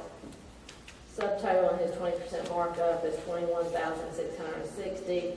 The second price for the sidewalk was the one along Church Street. Basically, the same thing, demolish and replace 550 square feet. And the total, including markup, is $6,270. So the total was $27,930. I told him that this had to come before you, and he said he stopped in, I forget which day, it may have been Monday, one day last week, and I explained to him that you had to make a decision about what you wanted to do, and he said that some of this was dependent upon the work that needs to be done before we close out one of the contracts that we currently have with him. He said, or he could do it and then you have to, he said they kind of work hand in hand, but I told him it would depend on your decision. We still have to install a French drain and do some landscaping over there, but that cannot be done. The landscaping portion, of course, as in leveling that side yard off until the sidewalk is finished. And if you'll remember, whether you accept this, decide to put it out for bid yourself. However, if you will remember, DOT asked that once we had something, for me to send it to them, and they would send it up to see if they had any money that would be available to help with sidewalks. And I know that I spoke with Mayor Winslow, and I believe Commissioner Owens, you had said you had spoken with Mayor Winslow, if we could just give them something to let them know, and they would check to see if they had any funds available as well. So no matter who you decide, if you want to do the sidewalk, I'm requesting that you let me at least send something to the DOT and to Gatesville to let them know that we are working on this, and we would like some sort of consideration for funding to help to assist with the cost of the project. And now they're, I don't know if they're available right now, but they're Powell funds, is that right? County is not eligible for that. That's only the town of Gatesville. Okay. Only towns are available. So they may have a source possibility. Not, the town of Gatesville only receives about $11,000 in POW funds, and that's for sidewalks and roads. DOT is the one who gave me that figure. So DOT was even in agreement, the town of Gatesville does not get enough money to handle this. But, and that's what Mayor Winslow had said, but he said there might be some money that they have that they could allocate for this. DOT said, give us this proposal and we'll see what type of funds we have available. There might be some other possibilities. Right. Okay. Recommendation? County manager? The sidewalk needs to be replaced. What we're looking at, right? The sidewalk needs to be replaced. It's up to you if you want Andrews to do it, or he's actually subcontracting the replacement, to be honest with you. You think he's overseeing it? He's overseeing it, but that's up to you on if you would like to pay him the 20% markup to oversee it, or if you'd like to put the bid out and have someone do the work.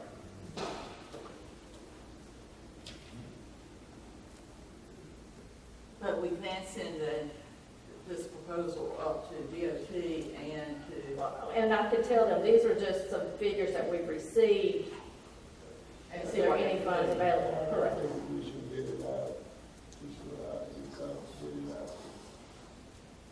To see what we could get. Yes.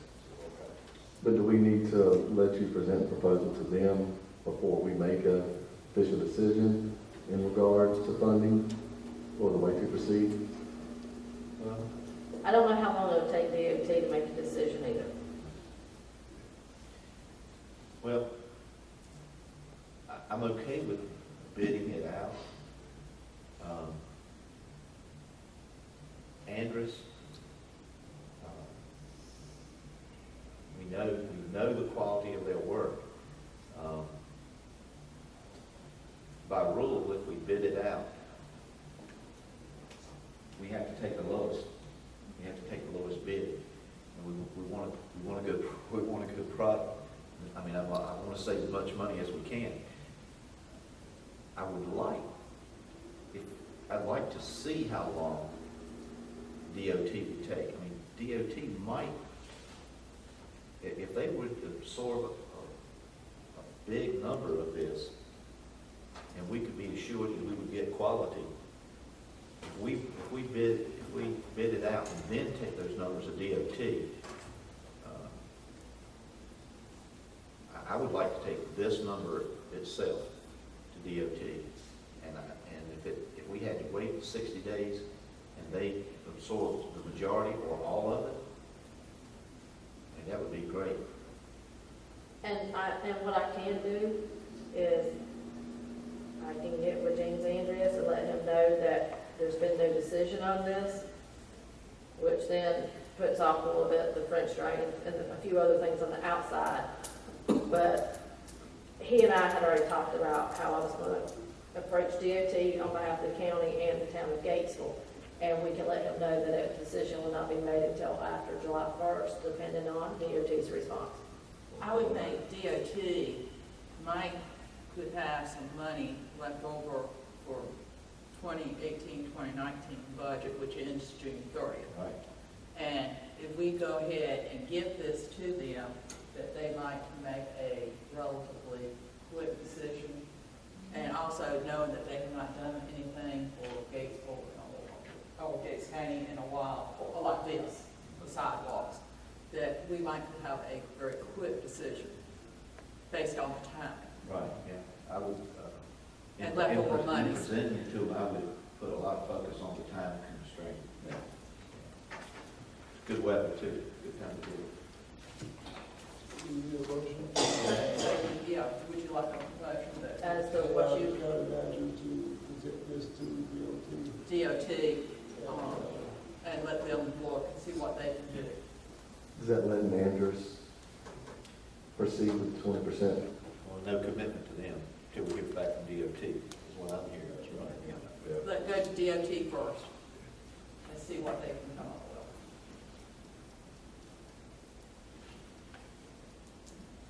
I think the timing could be advantageous to us. And Commissioner Jordan make a motion. He did. I'll second his motion. I'll second. Motion's been made and second. Any further discussion? Hearing none, all those in favor say aye. Aye. All opposed? Okay. And I believe that. Does anyone else have anything else? I think that ends our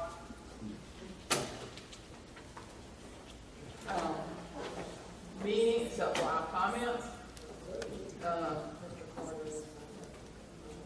Mr. Carter. I'll abstain from comment, Yours. Thank you. But we do have public comments at the end as well. right? Well, Okay. sometimes you learn more about listening than. He'll yield his time to me. Okay. I think I'll start today. We'd like to thank everyone for coming, and we listened to each and every one of you. A lot of valid points were made and things that we need to look into. into so that we can make an informed decision. I do like to remind you that tomorrow is D-Day, December 6th. In the future, I don't know where we would be today if that had not been a successful adventure on December 6th, 1944.